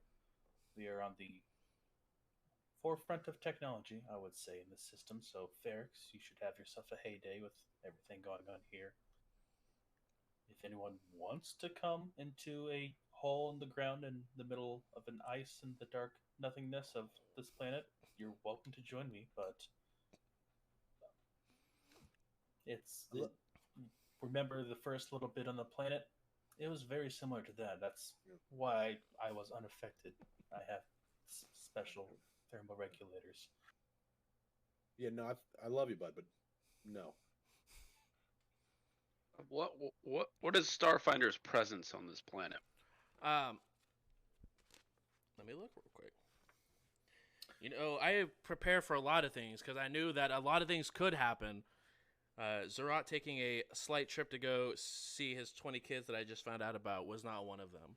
The three I really care about, my host children. The other normal kids, whatever. I don't even know their names. I said we should go to Cabaret. Cabra's on a different planet.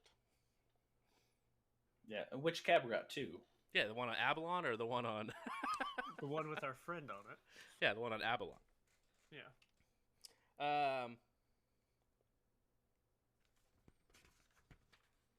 Yes.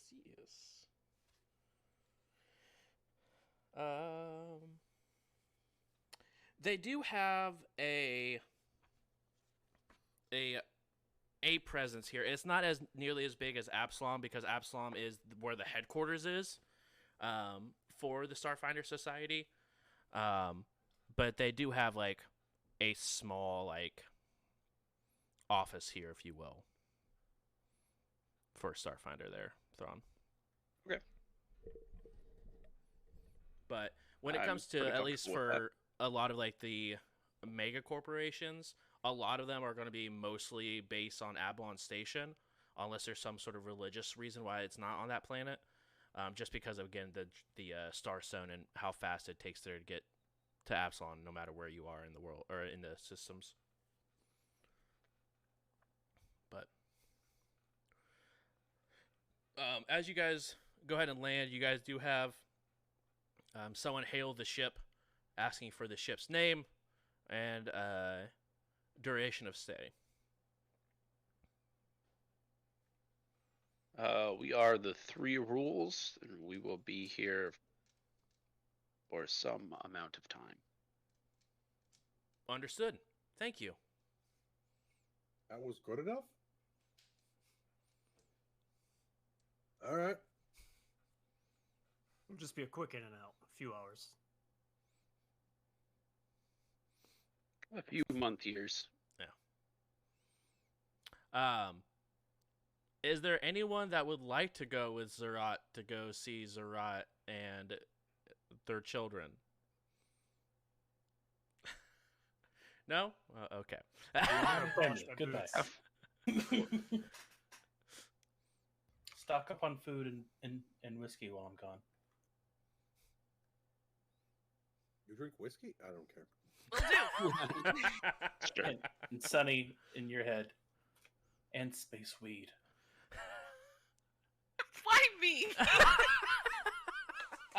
Let's be honest here. You trust that I know where to find it? Or is it because she's a plant-like entity? Yeah. We have some I can connection just there. smell it out. Wait, You know, plants we have smell? like a vibration blind sense. I'm sure Sunny has something. Yikes. So you go ahead and begin to head that way to go see your family. How long of a travel is that, Zerat? At least one way. One way, probably about 4 or 5 hours. Okay. As you go ahead and begin to find some sort of travel, so you're not walking the whole thing. They obviously have a bunch of different transit opportunities here for you to be able to pay to go. But the rest of you are here on Verses. Freedom 11, go ahead and roll a... are you wanting to look virtually for like help wanted posters, or actually physically go look for help wanted posters? Both. I'm gonna start off virtually, and then I'm gonna just fucking walk around. I just want to buy a better gun, 'Kay. and so I'm just. So go ahead and roll a computer check for me first. Ooh. 23. 23. There are multiple different help wanted posters. First thing or help wanted ads, if you will. 6 out of the 8 of them are Starfinder related, as it's Starfinder wanting to hire people to do work. One of them is a individual by XIL, all capital.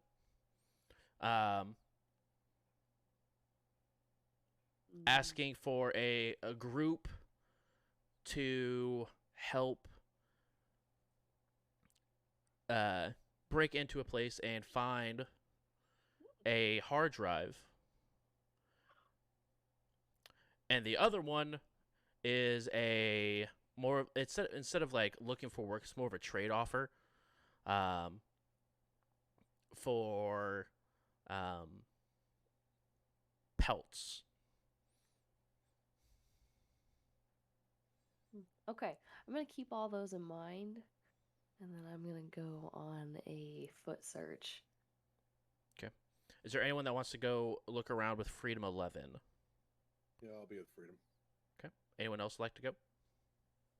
I'll walk Yeah, I'll go. around there. Okay. I just want to walk around. Okay.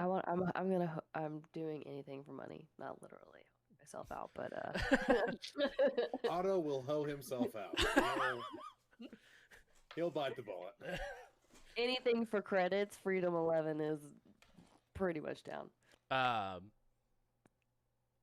Domino, or would you want to go as well, or you wanted to do anything specific on Versus? I'll hang out on the ship. Okay.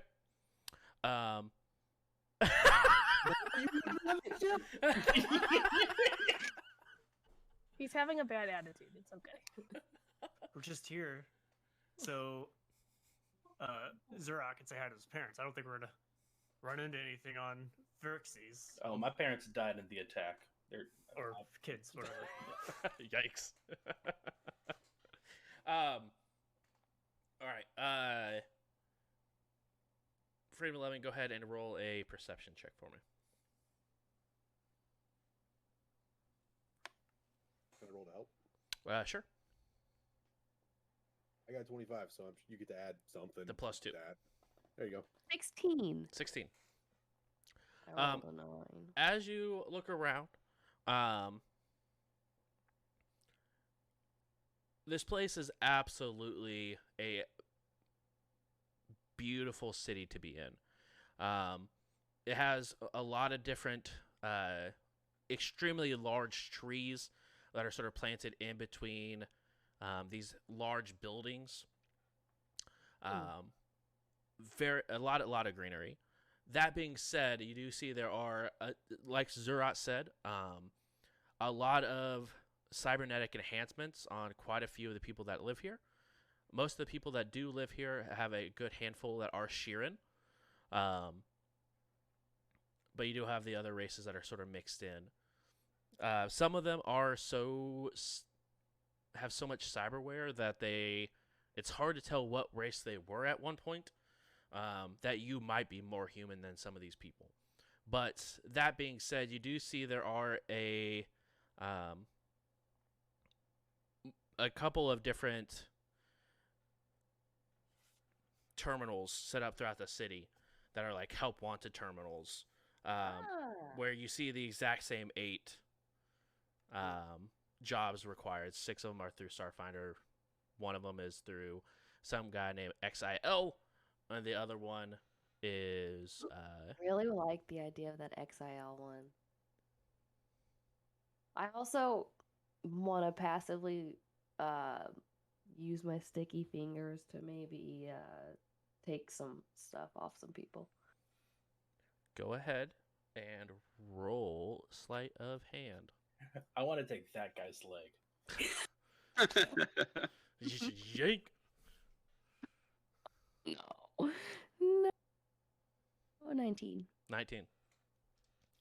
I rolled that. It is very, very busy streets. So you're constantly like sort of pushing past people to make your way through the streets until you find this terminal. With a 19, you're able to go ahead and get 2 cred sticks. Both of them are locked behind a bio sensor. Okay. But you have 2 cred sticks now. Oh, I'm gonna hold on to those. I'll figure out a way to break them. Don't worry. Just throw them at the ground. That's exactly what I meant. You guys will go ahead. The rest of you are looking through again. You guys see the same thing. A lot of greenery. I believe it's everyone's first time on this planet besides Zerat. So it's extremely, for some of you, it might be exciting for a new planet to be here, to what to learn, to see the natives. But you guys all see Freedom 11 sort of walk through and then get to a terminal, or walk through and get to a terminal and start scrolling through the terminal and sort of like, oh, okay. And then you guys are now crowded around a terminal in a very busy street. Oh, the XIL one. How much is there? Like a offer on there already? Like how much credit? Yeah. Or is it inquire? It's hey, come talk to me before you. They do a payout. Fair.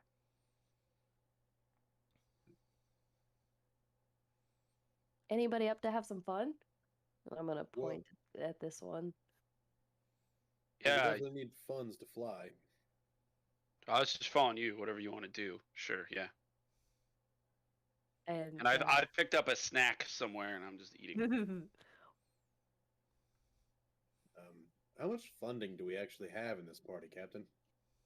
I can't contribute anything. I'm broke. I have. Hold on. It's beautiful. I have 35 credits. 35. Oh, and these 2. Nothing. I'm gonna text the group. I've got about 200. I've got 240. All right, I'm gonna figure out a way to inquire within. Rip. Welcome back. Nope, I lied. I have 3,354 somehow. Boy, Oh. are you looking at your wealth or are you looking at your current credits? Oh no, I was looking at Okay, 694. Good call. Okay. I was like, Well, hold on, there's say. something broken. There's something wrong here. Your wealth I've is over got 3,000. like 1,300. Zerat sends a random text. Hey guys, I've got 527 credits. Just to let you all know. You actually have an even 500 credits, Zerat, after your taxi to go see your family. Damn taxi. Well, yeah, I need some money, and to be honest, I don't want to just sit around. So I was down for it, some mission, anyways. So sure. What are we doing, Freedom?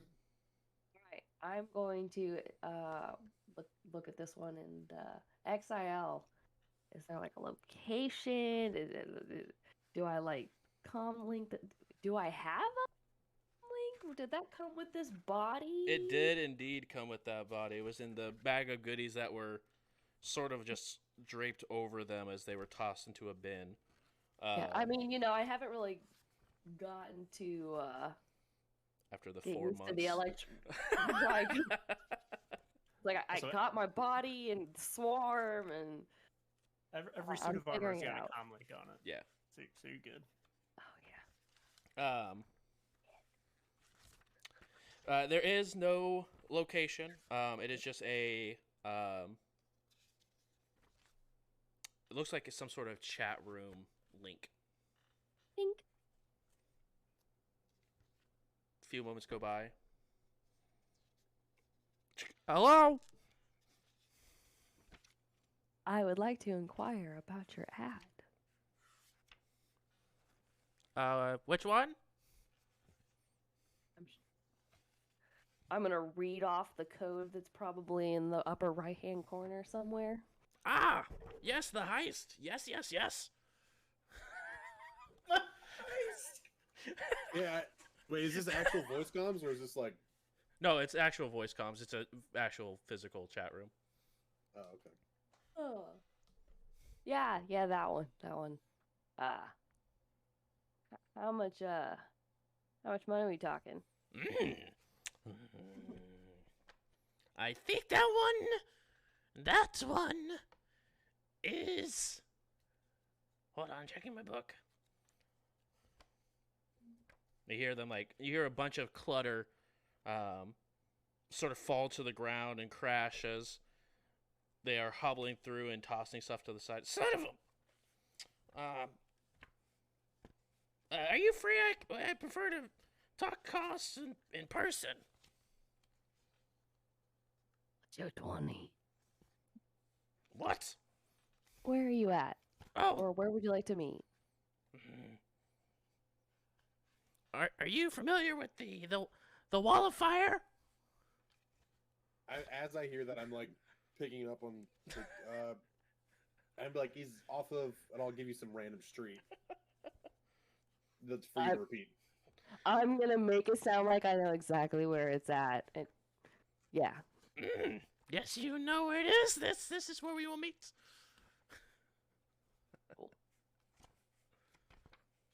Right now? Yes, now. Be there soon. Okay, bye. I hear another loud crash right before he hangs up. Son of a. Oh. Okay.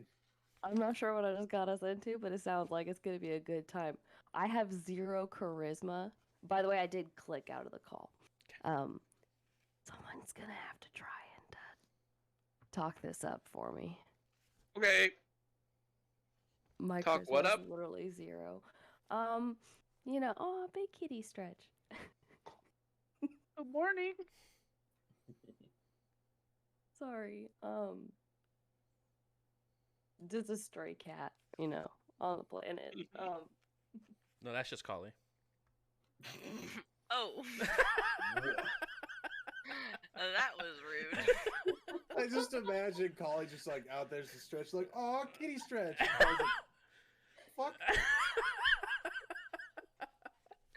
What the fuck are you talking about? That's exactly what happened. 100. Anyway. But yeah. You're gonna have to make us sound like the greatest. I mean, you're already great at doing this, so just do what you always do. Make us sound like we're worth more than the money they're offering. Try and get some more money, because I would like a new bomb-ass sniper. What money? I thought you were taking us to a bar, like a restaurant or something. I've just been following you. What's happening? We're going to negotiations for a potential job. You're going to play the good cop. I'm going to be the bad cop. Got it? Got it. Yeah, we might be, stealing a hard drive or something. It's fine. Okay, I guess, yeah, let's go. All right, and I'm gonna lead the way.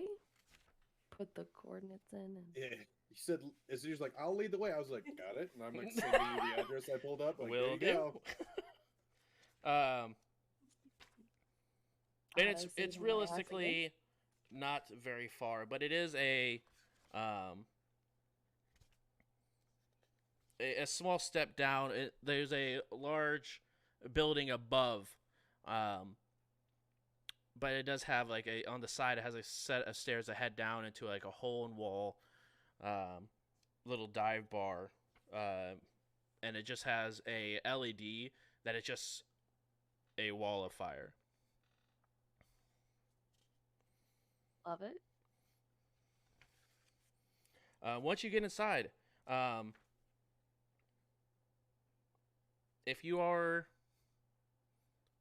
say, 5 feet or taller, you are having to crouch to walk inside of this place, as it is completely filled. There's probably roughly about 80 patrons inside. All of them are goblins. Dig it. Yeah, I walk in like I own the place. I knew I recognized that voice.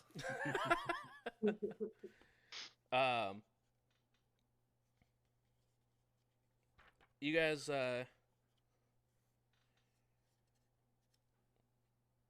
walk in, you guys look around, and you guys do see a heavily cybernetic goblin. They still have like the same features overall that goblins do, but it's mostly completely like sheet metal that cover every sort of piece of this goblin. And they sort of just lift up their hand and just eat-er, eat-er, eat-er, eat-er.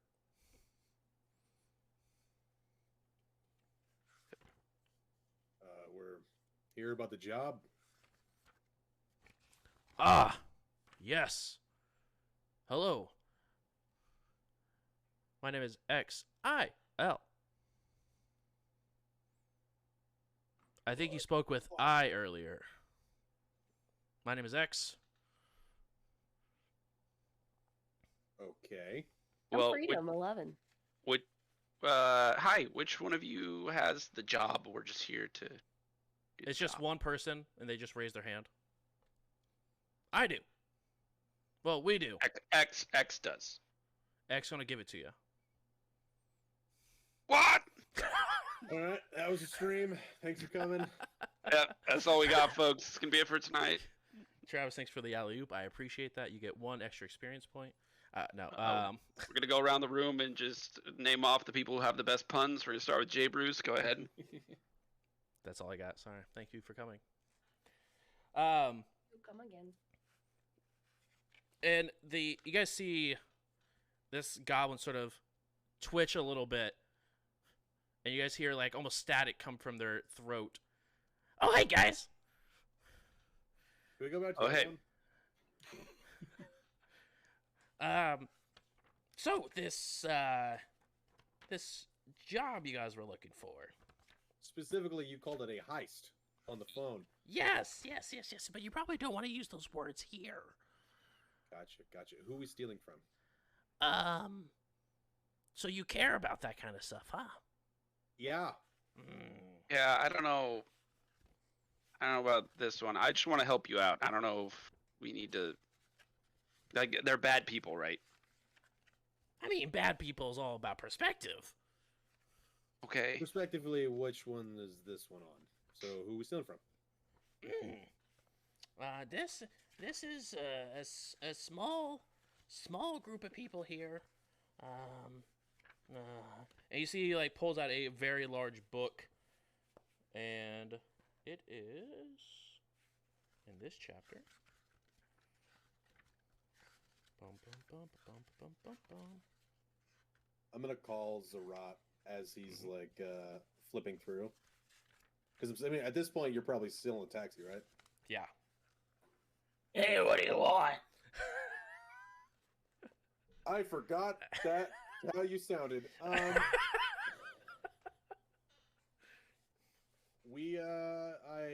I got a question for you in like half a second. As soon as letter tells us who we're the next bit. 1 second, man. It's been a second.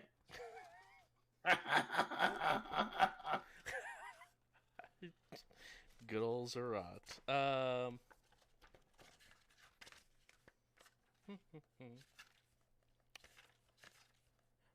It's the augmented.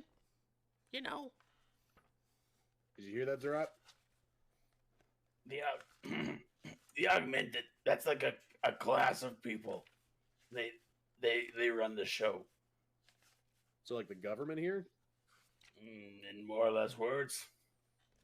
Can I roll a culture check? Yep, you can. See.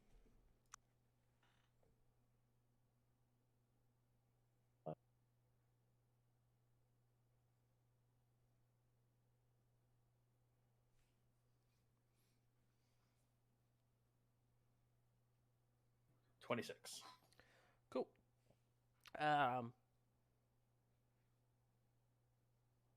It is, so it's not really as much of a government. It's just a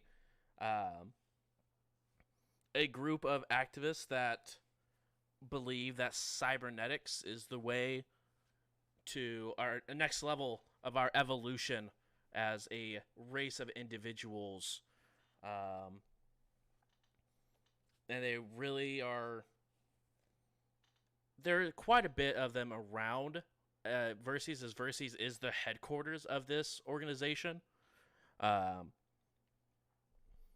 they are no means the government for this planet or anything like that. But they are a rather large group of individuals who like to put cybernetics on their bodies. Oh, that augmented. Well. And then I explained that without throwing out my voice. Thanks. Yeah, sure. Yeah, I'll just keep you on the line then, if you listen. I'll be like, well, Cap, I don't know, what do you think? We got the green light from Zerat. Zerat? I'm sorry, green light for what? Okay, 1 second. I'm just gonna step off to the side and just gonna be like, I'll explain. We're gonna be stealing from them. A hard drive, it sounds like.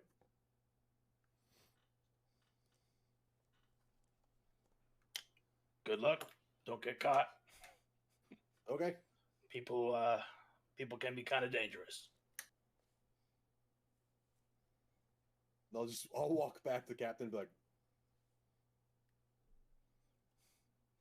Okay. Yeah, I mean, tell us more about what you need from them. Like the job inquires, I just need a single hard drive from them. Okay, Yeah. and what's on this hard drive, or is it better we don't know? I mean, I could tell you. I mean, it. Okay, sure, tell us. And he gets closer in. It's supposed to have the headquarters of the Android Abolitionist Front. AAF. What do you want that information for? You guys ask a lot of questions for someone that's about to steal something from people. Yeah. It's just, don't worry. No, it's just a way for us to ascertain how much security is there going to be, and if there's going to be heat afterwards, that sort of thing. It's just standard operating procedure. You don't. I mean, I don't could have to tell worry you. about it. I mean, depending on the heat, it's in their headquarters on the Okay. on the 73rd floor. Oh wow. So I mean, there probably will be some heat to the headquarters for them, but I mean, I don't know. I mean, the Android Abolitionist Front it's hidden from a lot of people, and if this hard drive has on it, that could go for a lot of money. Yeah. Speaking It of could. money, So you're gonna sell us uh, an info. really dangerous. It can be, or it can be not dangerous if you're good at the job. Either way, dangerous. or Yeah, good at the job. you're paying for my expertise in getting out alive, not how easy I make it because I'm good at it.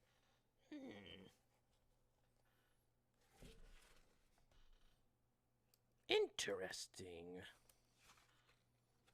Freedom 11, go ahead and roll a culture check, by the way.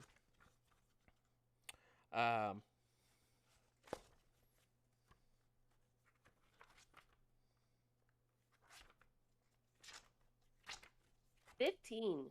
15. As soon as the android abolitionist front sort of peaks up, it definitely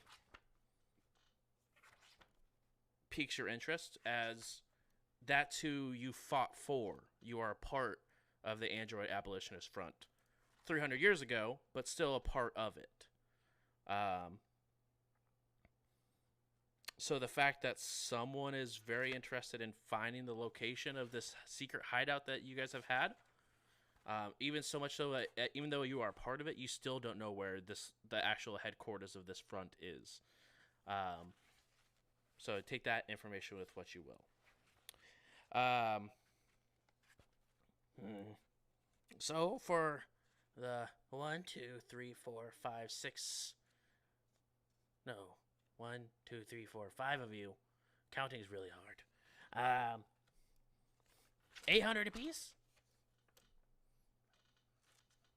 We have more crew than this. Oh. How many more? 2. Right? Ferrix is not there, so you're missing Zerat, Ferrix. Ferrix, and Domino. Well, and of course, there's Denver. Let's forget about Denver for now, all right? Okay. Did they pass? Yeah. We'll forget about Denver and their 800 credits. Well, if it's going to be Good more, call, Otto. if there's more of you, then there's going to be less share. Maybe 600 for the 8 of you. Oh, so, okay. All right. I mean, I didn't know it was like that. You know what I mean? I didn't know No, you're that fine. that you just didn't care if we did a sloppy job or whatever. We can just walk in there and ask for it, see if that works. Very true. You could. Yeah. I mean, I wouldn't prefer that, but I mean, and you only get the money if you complete the job, so it seems like a bit of a waste on your end, and probably a little bit illegal. But we could also tell them who sent us. So maybe, No. maybe Snitches we die. have, maybe there's a little bit more funding for making sure we do the job right, quietly, and your name's never spoken. Well, your letters are never initiated. Are you threatening me in my own bar? You own this bar? Yes, I do. Then, I mean, I'm not exactly threatening you. More is just kind of like trying to entice you to want us to be good employees by really paying us what we deserve. Captain, what do you think? Because I'd like you to make this roll. Yeah, so, I mean, everybody's made a few good points here. I think that 800 credits for each of us from each of them is really, it's a good deal.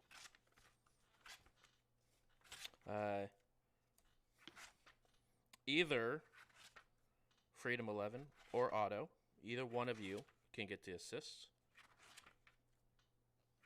So who would like to roll for the assist between the two of you?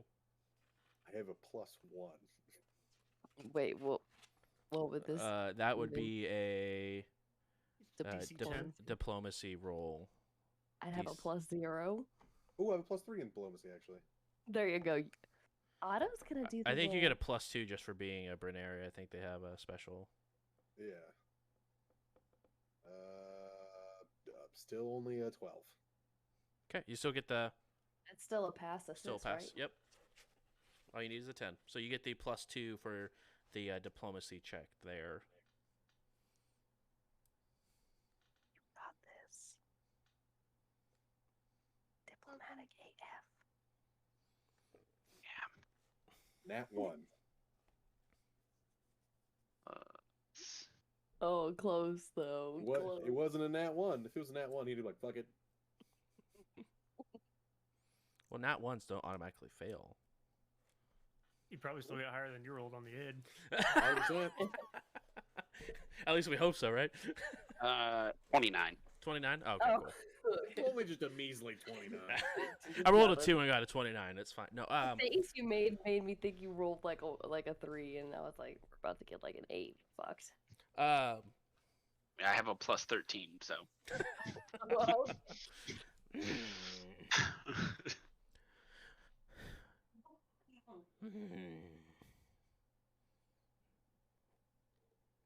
750, and that's the highest I'll go. Isn't that lower than what you just offered us? No, 600 was the original one. Oh, I heard 800. Well, that was before I knew your crew was larger. Oh, okay. That's fair. Okay, so 750 for each of us from each of you. That sounds great. Let's do that. Awesome. Now, if you wouldn't mind just signing your contract, like signing your names there on the contract, we can go ahead and No. begin the process. No. No. I don't know how they do it here. I don't want you to know my name. And I don't want a piece of paper saying that I agreed to do Well, it's this not for you. paper. It's all digital. Ooh, got me. We're gonna go get your drive now. Be back later. Bye. Okay. Fighting contract. I'm like, yeah. I'm just gonna like kind of lean in and be like, where's this? I don't know. There's The 73rd floor of a thingy. I don't know. yeah, there's 3 spirals. The Rot's not writing shit down. We're actually confused, aren't we? So the office for them, it's 3 spirals that are sort of form a helix. It's on the northmost helix piece on the base that spiral upwards on the 73rd floor. All right, but fuck it. I guess we can figure that out from there. Yes, the it should be in an office in there. I think his name is Dobrik Kapoor. Dwarf. Of course.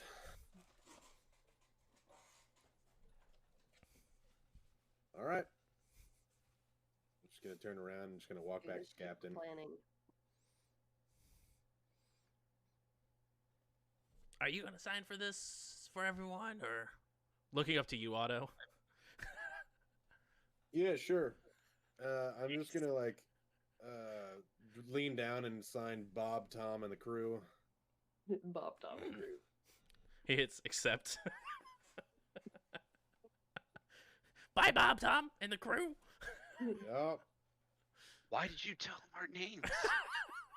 Your name is Bob and/or Tom? No, it's the crew. I thought your name was Bob and or Tom. Fuck, my name's Orn.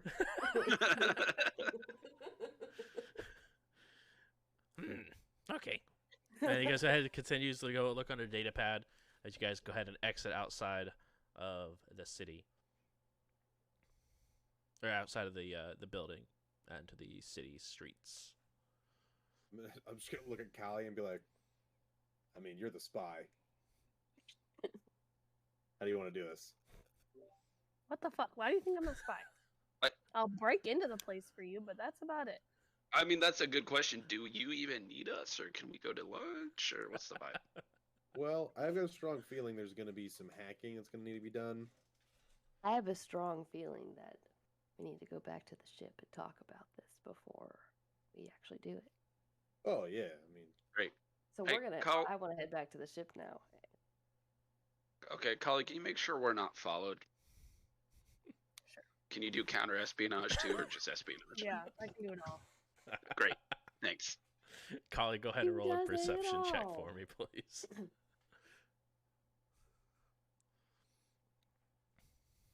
21.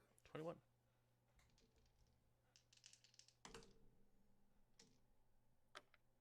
Okay. 1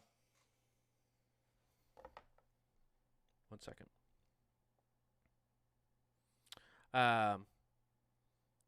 Collie, as you guys are heading back to your ship, You notice that there is a individual has a hood over their head, so you can't tell exactly what race they are. Roughly about 5.5 feet tall, more of slender build, but they are consistently roughly about 40 feet behind you. Every time you sort of peek over your shoulder just to see, like, make sure no one's following you, you see them sort of like leave the open space that you guys are sort of making by walking as a larger group through the crowd, and they sort of like mix in and sort of like try to hide amongst the crowd and then continue to follow you through the crowd. But you see this person with this hood over their head multiple times, probably like 4 times in the bout. As you're probably about halfway back to your ship in like 20 minutes, you see them probably about 4 times the last 20 minutes, sort of peeking, trying to definitely keeping tails on you guys. What color is the hood? It is a navy blue hood. All right. I'll let the captain know after the 3rd time that I notice. Okay. Well, where are we when this is pointed out to me? You're roughly about halfway to your ship, so you're probably another 20-minute walk until you guys get back to your ship. I would like to silently signal Otto that this is happening and see their security person. So, Well, I mean, we could just grab him. yeah, do that. All right. Kali, you want to do the old-fashioned spy technique, and we all turn a corner, and then when he turns the corner, we're just right there to be like, grab. I mean, sure. I just don't understand why we keep saying spy, but that's cool. Whatever. It's your tradecraft.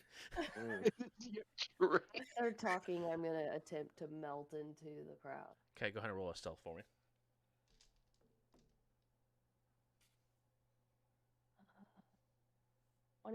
29.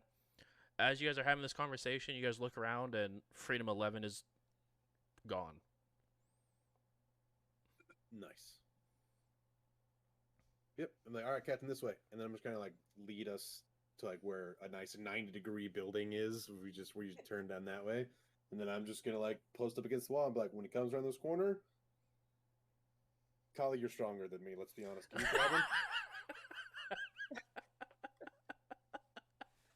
I don't think I'm stronger than you, but sure. How's How strong am I? I'm not very strong. My strength's a +2.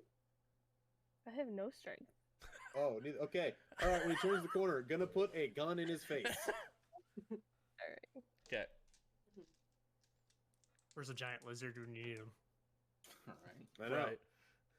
On the ship taking a nap, probably. Once I melt, I'm gonna text you a message after I melt away. Domino, I'm gonna text Domino a message. Oh, okay. Okay. I was like, who?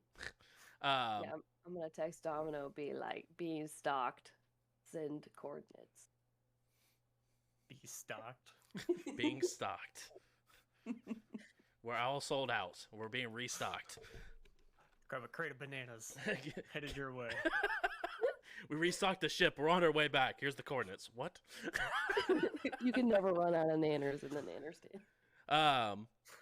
Can I roll a stealth? You can. Okay.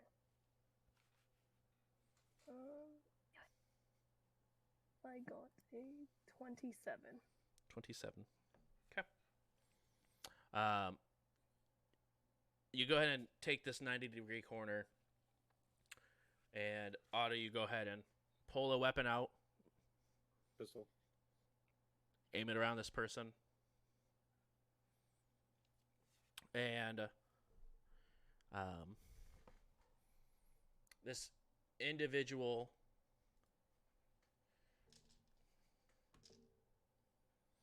just wraps around the corner and instantly just puts their hands in the air. Hello. You have a gun in your face right now, as you can clearly tell. This man, surprisingly enough, is full of explosives, looking at the captain. And there's more people around with guns on you that you can't see. Don't move. Okay. Kali, roll a And- perception. And now tell us why you're following us. It wasn't you. I mean, it was, but I don't see her with you guys anymore, so I must have. Okay, who got was it? Wrong. Her name's Kali. And why are you searching for this person? Because I missed them. Not the answer I expected to hear. I'm just gonna just take my phone out, just take a picture and send it to Kali. You take a picture, and as the flash goes off, underneath the hood it has a all black mask that just covers any sort of facial features. God, I'm gonna be like, And run away. who are you to Kali? An old friend. Okay. Try that again, but more descriptive, and remember the gun in your face. Or just take your hood off. They go ahead and take the hood off. The mask is still there. You are hilarious, and I'm just gonna reach up under here to kind of flip it up. As soon as you go ahead and reach for it, he's going to head and try to disarm you. Okay, what do I got to roll for that? You don't have to roll anything. It's a whatever. What's your KAC? Wait, 19. one second. I have a new feat. Ah! Is it your right one? It's the one I just got. Let's see if it applies here. It says, when the GM declares that combat has begun but before initiative is rolled, I can spend a resolve point to attempt a bluff check against a single creature and make it so we get a surprise round against them. Love that. Go ahead and reverse their roll. surprise. Go ahead and roll a bluff check. The ultimate Uno reverse card. Kali, what did you roll for your perception? 22. You've heard this voice before. The last time was on Vest 4. Shortly before you had to run away. Is that where they shit on tables, or is that a different vest? I think it was the Vest 4, right? Is that the right one? Vesk. What? That's 3. 6. 6. Vest 6. The last time you heard this voice was on Vest 6. So if you pass this, does it just mean we've fucking Uno reverse card and I suplex him or something? Yeah, pretty much. You have to. It means that I distract them while you mess their day up. Go ahead and make that roll.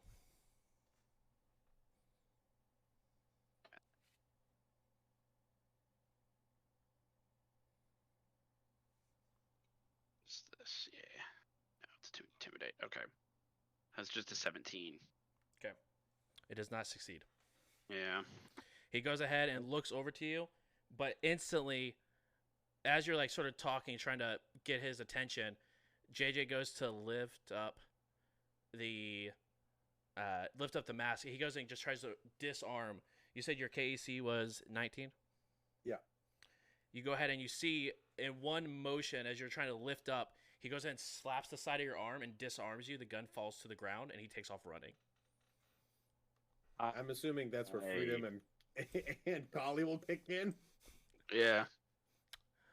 Freedom 11, you're going ahead and what would you like to do? You do see off in the crowd as you're sort of just watching all this take place. You do see off in the distance, you have the crowd passing by, so you have people talking and stuff, so you can't see exactly or can't hear the conversation taking place. But you see the person walk up, Otto's holding a pistol at them. They go and take their hood off, and then instantly look over to Thrawn as Otto moves to lift up. They bad touched my friend. I'm gonna tackle him. Go ahead and roll.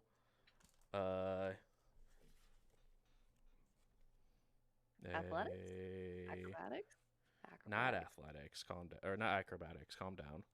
I think it's. I'll jump tackle I think them. this is It's just fine. technically a trip, right? Trip would work. 244. Sounds legit. Yeah, so go ahead and roll a trip, which would be a Page 244. Yeah, combat maneuver, strength, attack roll plus strength. Yep. Versus KAC plus 8. Yep, attack roll plus strength. Yeah, okay. Ooh, good old 10. Okay. You come out of nowhere. And I'll even give you a +2 bonus because they didn't know that you were there. But All startle. It was bad roll.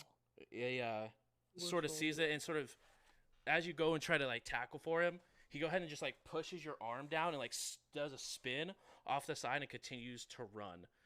Collie, do you want to chase after this individual or? Yeah, I will. Okay. You go ahead and begin to chase after this individual.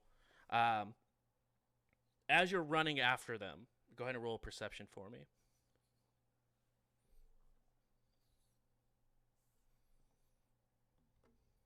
18. 18. You see them dipping in and out, and you begin to have flashbacks of similar situations that happened on Vest 6. As you sort of continue to run, dipping in and out, and they almost line up perfectly to what your flashbacks you're having, exactly what they're doing. Almost like you've done this with this person before. As you continue to run after them. What's your speed?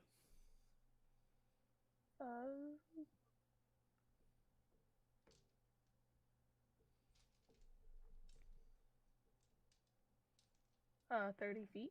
30, okay. As you continue to take off, you're just as quick as this person is. Is there anything you want to try to do to try to close the gap? You're equally as fast as you guys are currently running through this crowded city.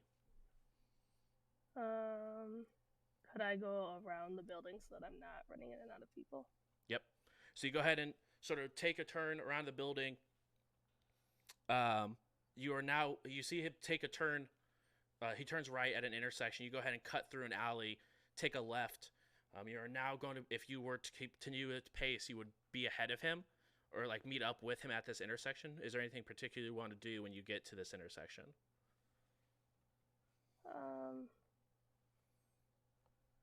I mean, I'll just kind of step in front of him and try to block him, but if he just keeps running, then I'll just let him keep running.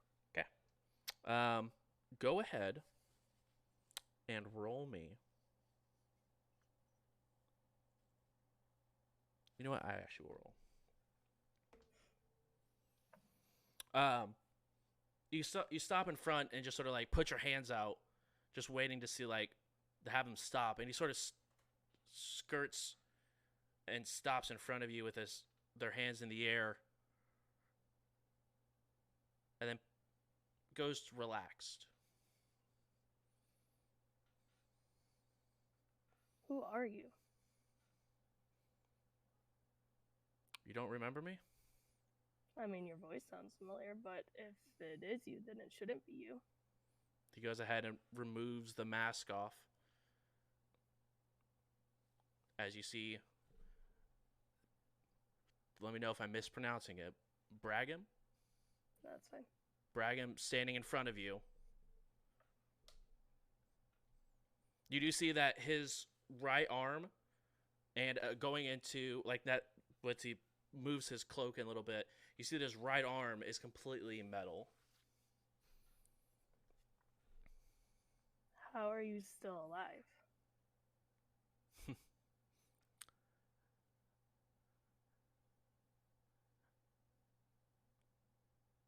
A lot of money. Okay, but that doesn't explain how you got away from the Vesk.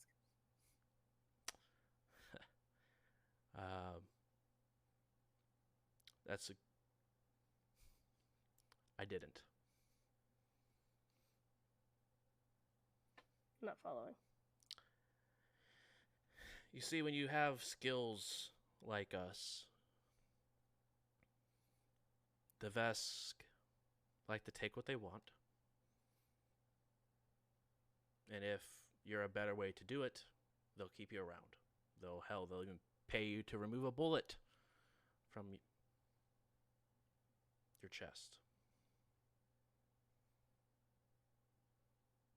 So, what did you give them?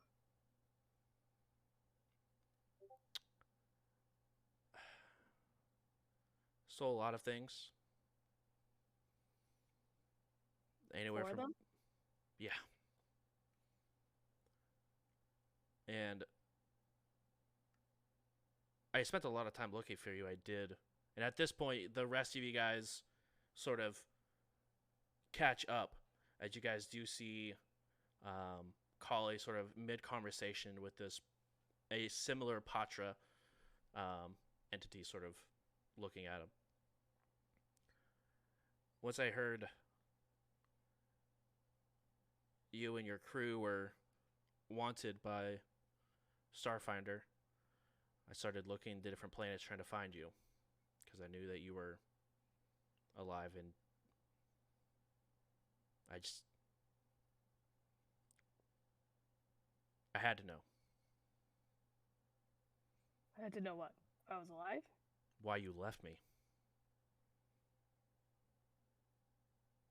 You didn't even Well, check to see if I was still moving. I did turn around. Hmm. Do you know how many Vesk were actually chasing us? More than I could ever defend off to get you out of the street.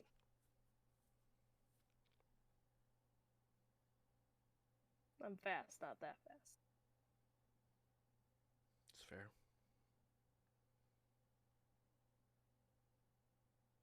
Look, I wasn't trying to cause anyone harm. I just had to know that you were okay. And when I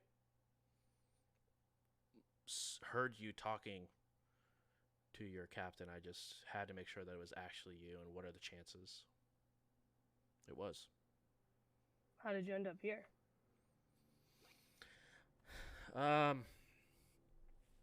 Stowed away. Went to the Pact Worlds. And then started searching planet by planet. Spent the last 3 months looking at Absalom. And then I started here about a month and a half ago.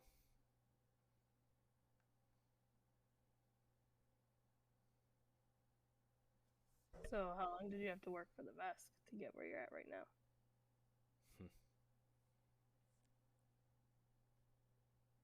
Because all those years ago, we would have never worked for them.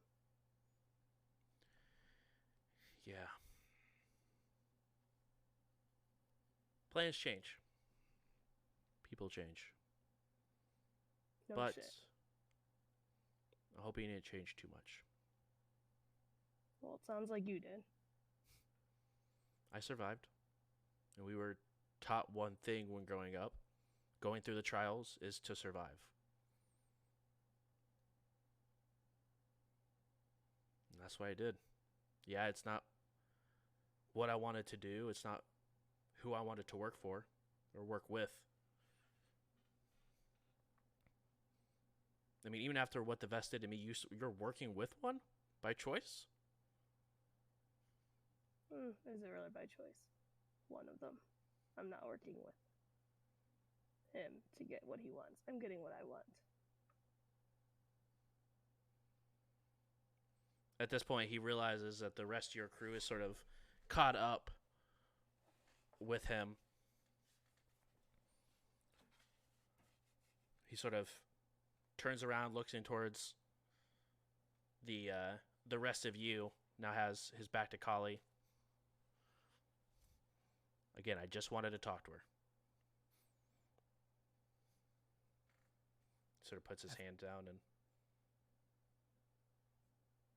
I would be running towards that spot that I was sent by Freedom 11 as well. After I take a couple of minutes, I gotta put my armor on. Yeah. Tie my shoes.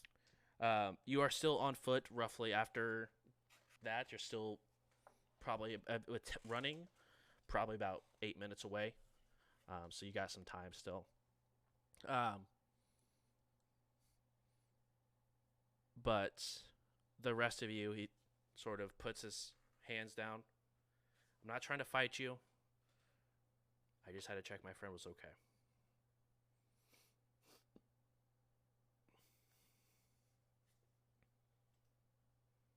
All right.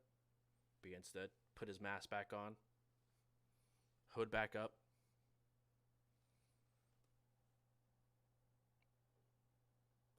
I'll be back in touch, Collie. Sounds good. He sort of continues to sort of walk off. Roughly about this time, Domino, as you're sort of walking past, you could see your team roughly about 40 feet off in the distance as someone just stiff arms you, sort of like shoulder checks a little bit, and then just sort of disappears into the crowd. I walk right through him, but I pass my unhappy look. You continue forward, and you made up with the rest of your group. Where's the emergency? Oh, it's over now. Can we dock for more than a few hours before we run into some problems? We're about to cause more problems. We gotta go steal something. Dun, dun, dun. Speaking of that, we'll talk more at the ship. You guys will go ahead and head back to the ship. Sort of give a slow sort of breakdown of the job, at least. Zerat, you have arrived. It is a very quick vehicle, but you have arrived outside of a decently sized home.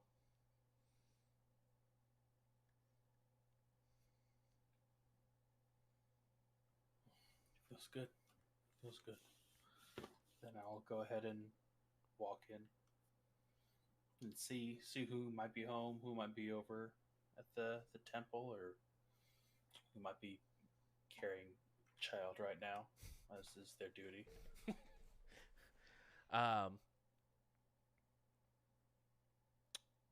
The three that you truly care about are all working at the temple.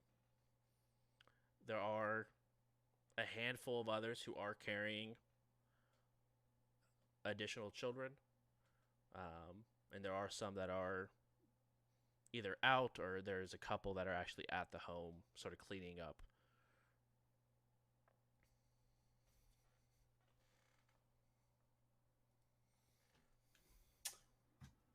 Hey, I'm here.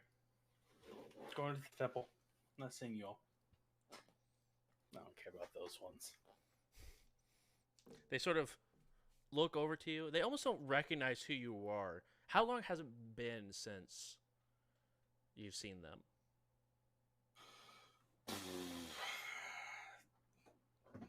Depends. Some of them years. So I imagine in this culture, I mean, probably the mother and the father of the main ones, the male and female, would take care of them.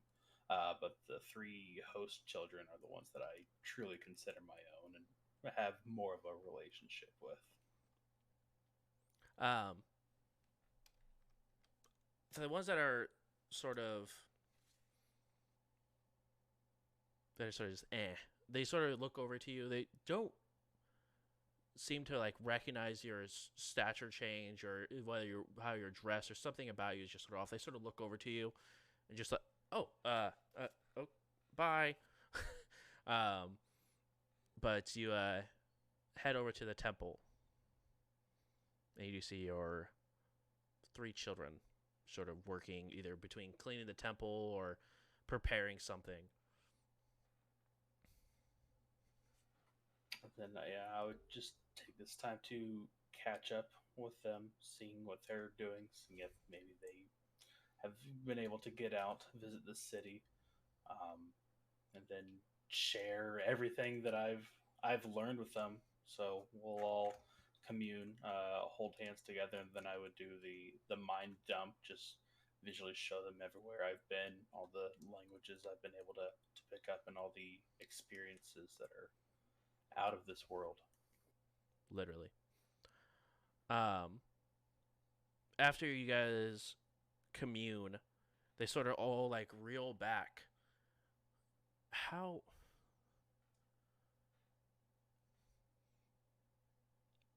But they were like us, different, and you just killed them.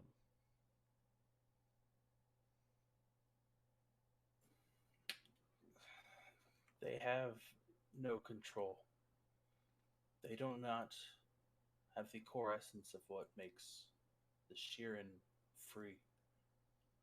The the power of choice, the freedom, the euphoria that we all feel when we become our own selves, become individuals. That is something they will never know. That may have been where we came from, but that is not who we are.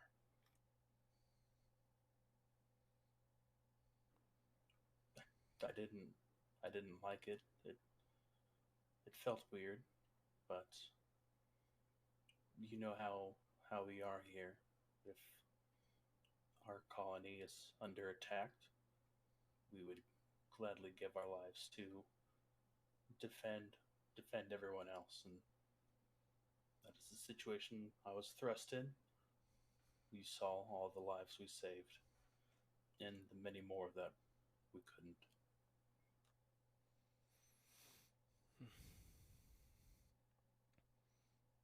Was it weird being so far from what it felt like from Wayden? I felt weak. I did not tell anybody that, but he was still there, even if it was just through me. And they like the three of them sort of start to look at each other and like get more of an understanding of everything they just witnessed. Um,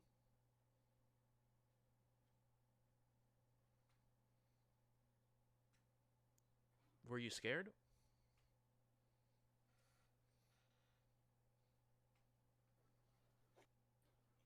No, I could have died, but it wouldn't have been for nothing. I got out there. I was able to let people I don't even know how far away know of us, of the Sheeran, of the back worlds, and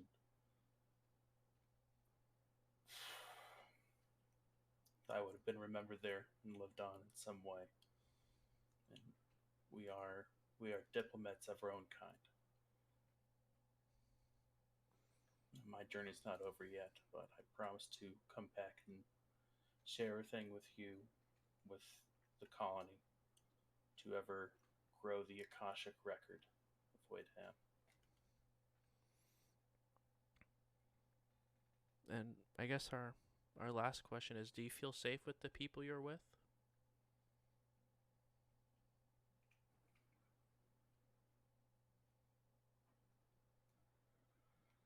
They have my back. They would die for me as I would die for them. They are crazy, but I am safe with them.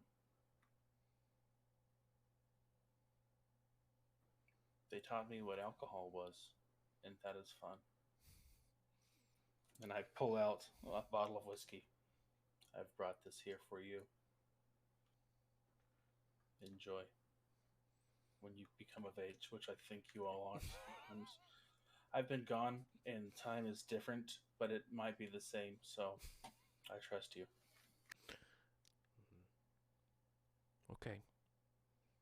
Well, and they all sort of like each of them sort of put a hand on your shoulder, as they also commune with you, and sort of each one at a time share experiences that they've had, of different opportunities they've been able to help within the church, uh,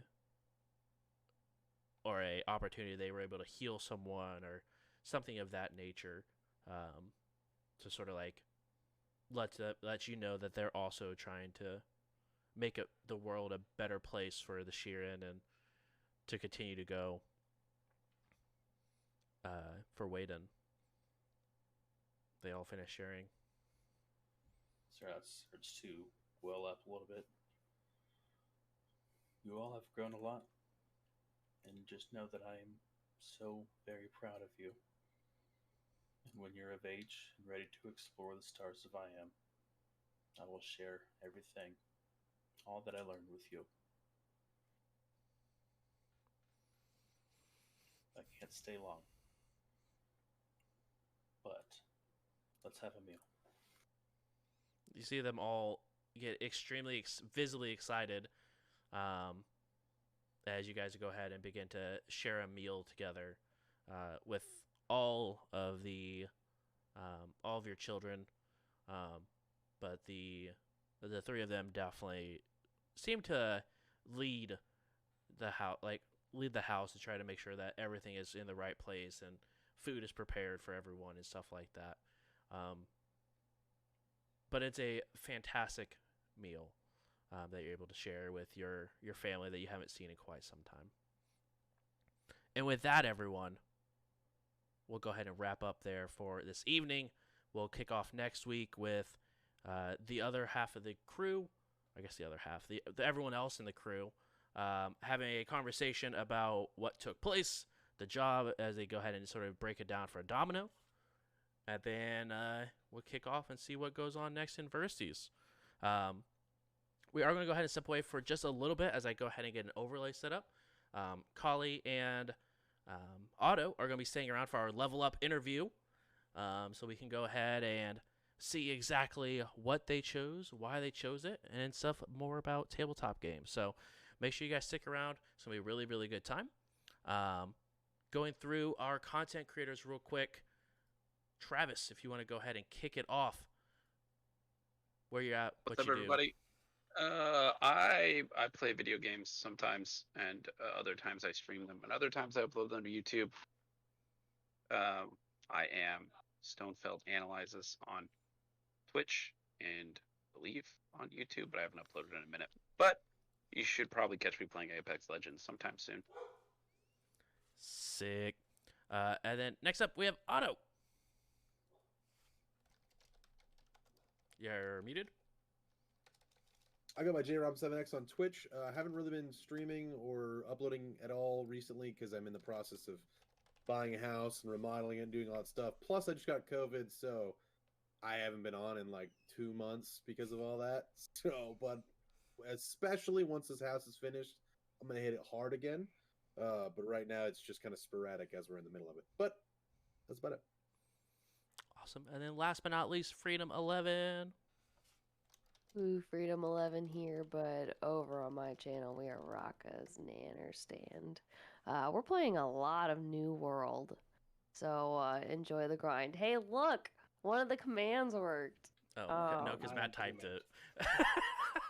I was so confused. I was like, wait, why did it come up for Matt? It's like, why did that work? Nah. Thank you, Matt. So come by and say hello. Play some New World. Yeah. Matt is bot confirmed. Matt is bot, exactly. Matt bot. Do want to shout out our partner here with us tonight with Paizo. Fantastic group of individuals who help promote us, give us opportunities like streaming for Gen Con. So make sure you guys go check out their website at paizo.com. They are about to release a new Galactic Magic book, which has a lot of new magic spells, alternate stuff for Solarians and Technomancers and a lot of cool, interesting things. So make sure you guys go ready to check that out. If you have the subscription, it should be out to you shortly. So make sure to keep an eye out on that. That being said, guys, make sure you guys check out down below for other additional sponsors that do help the stream, that make it go round. Like I said, we are going to go ahead and take a small break while I go ahead and set up this overlay. And then we're going to come back, ask some questions, and get to know Kali and Otto just a little bit more.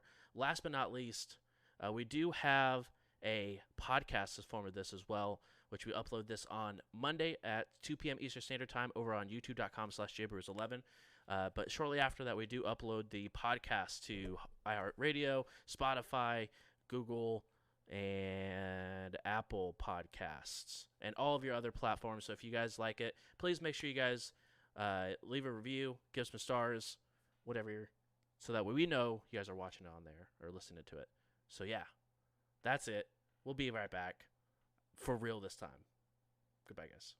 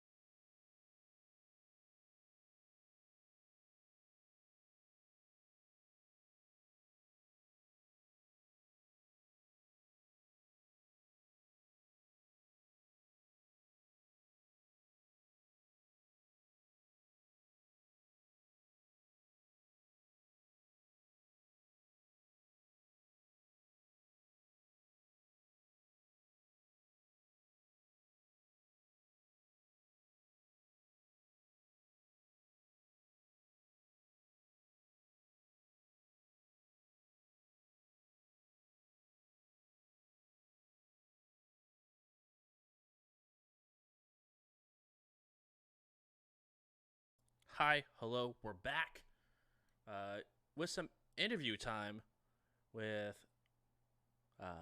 Otto and Kali. I did that backwards, but yes, these people. Um, Thank you guys so much for taking extra time out to do the thing, chat with me a little bit. Really appreciate it. JJ, longtime player, short time listener. Compared to the opposite, we have long-time listener, short-time player. So we have the extremes on both sides here. JJ, I think we've played tabletop for 6 years together, I think. I've known you since middle school. This is true. We did not play tabletop games since middle No. school, though. I think you were on season 1, or maybe even before, of We Run the Stars. I think technically before this show even had a name. I think we played back when it wasn't even streamed. I was just at your apartment. Yeah, and then I was like, you know what, guys? This is really good content. Let's all hang out and do this live. So yeah, started out with 5th edition Shadowrun. Played some D&D with you for a little bit. Had a cleric who killed Matt right off the bat, on accident even. Just trying to help him. Thought I was doing him a favor. I then played Shadowrun some more. Also killed another person who you were trying to help and thought you were doing someone a favor. And then we moved to 6th edition. Got partnered with Catalyst with some awesome opportunities for us there. Then now we're playing some Starfinder. So you've been along for a long, long ride. I guess the first thing I want to ask you is, how do you feel comparatively between Shadowrun and Starfinder as systems? Combat, I think they're both not bad. I think I still prefer. I just have a bias towards Shadowrun. I think Shadowrun's combat is a tad better. I also think their gear and all that stuff is more fluid and easy. But then again, it's Shadowrun can base a lot of their stuff off of real world things, and Starfinder has to be completely different. Yeah. So I understand it makes it a little more difficult. Yeah, for sure. Going over to you, Hannah, this is the first time you got to actually play a tabletop RPG. A tabletop RPG.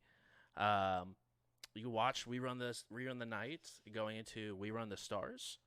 I guess what really drew you in to, one, watching the shows, but also two, like really being excited to like sit down and create a character and play the game? Well, to watch, I don't know, I kind of just was curious about it at first, like just wondering what it was. I don't know all the nitty gritty stuff of it all, but I don't know, I just enjoyed watching as much as I could. We Run the Night, and then I started to watch We Run the Stars when it flipped over to that. And I don't know, I was just like curious, and that's why I'd asked you at some point if you had ever had an opening, if I could try it out. I don't know. And again, I'm still not super good at it and still learning and all the learning curves and whatnot. But I don't know. Sitting down and making the character was probably the hardest thing for me. I think I overthink everything. Kind of even what I've said on some of the shows, like just like, was that the right thing? I don't know. Like, I'm sure there's not right or wrong, even with creating a character, and every newbie has to do it. But I don't know. It was nice. It was fun to make a new character. I'm nervous to make another one if I ever have to, but I would. I guess I would. So.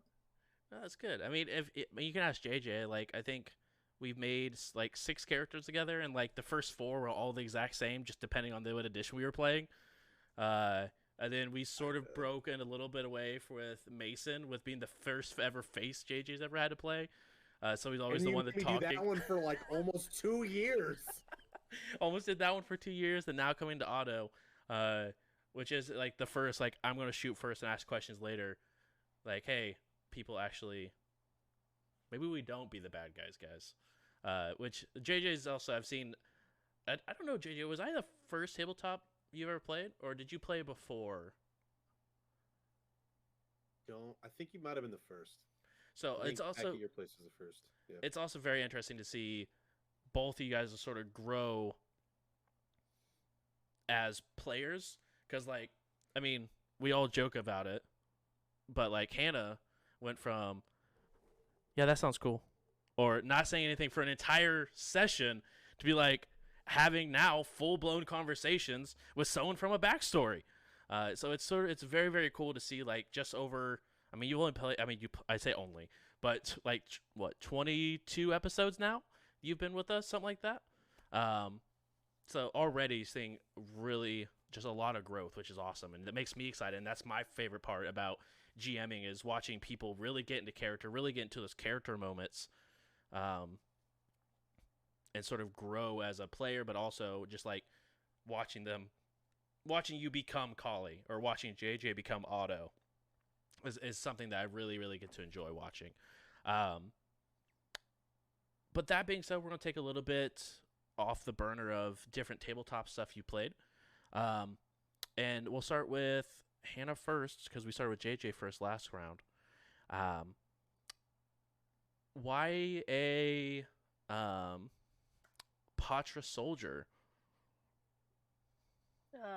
Well, the Pacha part, I just was kind of looking up every different kind of race that was out there, and I don't know, kind of seemed like the most, well, not, I shouldn't say the most interesting. There's a lot more interesting ones out there, but kind of an easier one to play at first. Again, with all the different rules and whatnot in this game, I was just like, I'm going with simplistic because I've never done this before, and kind of doing a tabletop that has a lot of what's the word, mechanics to it. Yeah, it's like, I was just thinking, I'm just gonna try to pick the easiest ones that I could deal with. So kind of also why I picked the soldier. Yeah. Kind of helped that I was replacing somebody too, so that's fair. that That's kind fair. of, that was kind of an easy choice too. I was just like, well, we need another soldier. Okay, cool, I'll pick that. So yeah, and it doesn't help that, you know, their first space combat Laura's out as well, and you're like, don't worry, guys, I will deal all the shootings. I don't know what I'm doing, but who cares? Who cares? We worked through it. And then JJ, why did you choose Brenary mechanic? The Brenary part, which is just otter. It's literally just a humanoid otter. Purely because otters are my favorite animals. That's it. Like, I was looking at it, and I was like, I want to be that. And I was like reading into it. I was like, this actually doesn't make any sense to be a mechanic. I don't give a fuck. I want to be an otter, and I'm going to be a mechanic. And the mechanic was just something because I wanted to do something practical. Like, I like to build my characters more like what makes sense in RP wise. Like, I'm very different than Donnie and in the min-max aspect, where it's like, I want it to make sense to me. And I think I like the mechanic bit. I'm not, because I feel like Josh said before, I had a type of character I'd always make. The assertive, dominant, violent dude. And I was like, all right, let's try to breed what Mason was supposed to be the exact opposite of that. It ended up kind of leading back into that. But I felt like the mechanic was a good way to like pull me away from the pure action of it and be like, all right, I can actually do something practical and helpful, while also still speccing to be combat helpful. Right, exactly, because you have your engineering skill, which is absolutely like, what is it, plus 15 or something? Yeah. So like you're able to fix a lot of things, really do well on the ship when it like comes to shield and stuff like that. And then same with you, Kali. I know you were like filling in for our dear old Ted. And one of your first shows was the Gen Con show, I believe, which was second or third or something like that. Which is just, I was like, oh, I'm so sorry that you have to do this in front of possibly hundreds of people or thousands of people. But I guess my question for both of you, since we did have a couple, I guess for Hannah you had a couple, but JJ, you've been doing this for 3-ish years now with me. How did it feel to be able to play at quote unquote at Gen Con? Either one of you can answer first, but I don't know. I didn't think it, especially since I'm still in my like desk area. It didn't really feel too different. I mean, maybe at first when you first told us about it, I thought I was like, shit, I'm gonna have to like meet up at a panel room. I'm gonna be like sitting there, and I have to like get into character. Will I have potentially a crowd looking at me? So I thought we was gonna happen at first. And I was like, I don't know if I'm more excited or nervous. And then you're like, no, it's behind your desk. I was like, oh, it's no different then. Literally not a big deal. I feel like I was more excited for kind of everybody who creates content on here. I mean, like for streaming purposes and whatnot. Like to me, it's just kind of another stream. But I know for a lot of you guys who your content is, you know, your job basically in a way, second job, I guess. Yeah. Like I know that that's very important to have extra viewers, and so I was more excited for you guys. I didn't really find it any different than any other. I mean, that's a perfectly good answer because again, we were here. I'm very interested to see if they do like have us come back and actually have like once COVID dies down, hopefully, and like they have in-person sessions, like going to the convention center and be like, hey, we're doing a live show. That had me nervous because I also originally was going to be a live show, and they're like, hey, we're doing it all online. I was like, even better because I have screens. But I think I'm in the same boat as JJ. I think I was excited, but also extremely nervous at first when they're like, hey, you wanna do this thing? I was like, excuse me, what? I have to do my crazy voices, especially like, man, if we had to do the Vlaka scenes where I had like all 5 Vlakas in the same vicinity having a conversation, I would have hated that live. It would have been miserable. Especially since we would have not cut you any breaks and purposely orchestrated that conversation to more NPCs. I would have absolutely just went like this. Like the entire time I was doing the scene, just like put my blinders on and just ignore the rest of you until I figured it out. My next question is for you guys. How do you feel with a party this large? I know JJ, we've only done like 3 or 4 people for most of our tables. How do you feel with it being 8 people? Question for both of you. We'll go with Anna first, since Okay, JJ asked first last round. This is normal for me. If I ever played another tabletop and there was only like 3 people, I'd be like, oh no, not doing it. I think also like being a new person that's never played, it's kind of,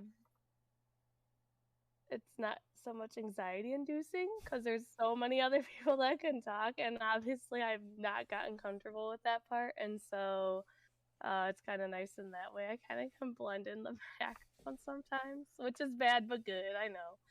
But I guess like for me again, it's normal. I've never known anything different, so yeah. For me, I've definitely had to do some adjusting because I'm the exact opposite of Hannah. I'm a social extrovert and I sometimes talk too much, and I definitely have learned that. And especially switching over to a shit ton of people, I've definitely had to like force, like it's more towards the beginning. It's not really an issue anymore. More towards the beginning, I physically had to remind myself, like I had to have that mental dialogue of like, hey, shut the fuck up for a little bit, all right? Yeah, I definitely can like. There's been a couple times I've even like sent a message after the group's like, guys, come on, we can do better. We're literally all talking over each other. This is absolutely miserable to listen to. And then there are other times like every other session besides I think of 2. I think like we've had really good conversation. Like there've been really good RP moments, and I also like it because it allows us to have more breaks if we have people who are sick or have something come up, and like we can have more people missing and still have a show to put on, which is for me a really big thing because I don't know about you guys, this is like the highlight of my week. I get to hang out, play nerdy games with my nerdy friends, and it is choice. But I absolutely love it, and I hope you guys are also enjoying it. Again, Hannah, I know you said this is normal, so it's really good to see that, you know, it's comfortable. That being said, going into not spoilers, but sort of like backstory stuff for you guys. One, with the backstory that's currently available to you guys, more of like your home planet, choices like you sort of wrote into your backstory. What was maybe like the hardest part in writing it, or something that was extremely special to you, like that makes or breaks your backstory? I'll have JJ go first. You got it. Okay. I was like, mine's pretty simple. I wanted something that made sense because I always was kind of bothered by whenever somebody would write like a backstory that you're like, da da da, I do this and this and this and this is why I do this. But yeah, I'm a heavy weapon specialist, and you're like, cool. You just explained to me why you just spent 20 years in a ringling circus. Why the fuck do you know how to use a rocket launcher? Like I always wanted to make like I hated when somebody does that, and you're like, doesn't make any sense on But how why? you do this. Why? So I usually like to keep mine somewhat vague.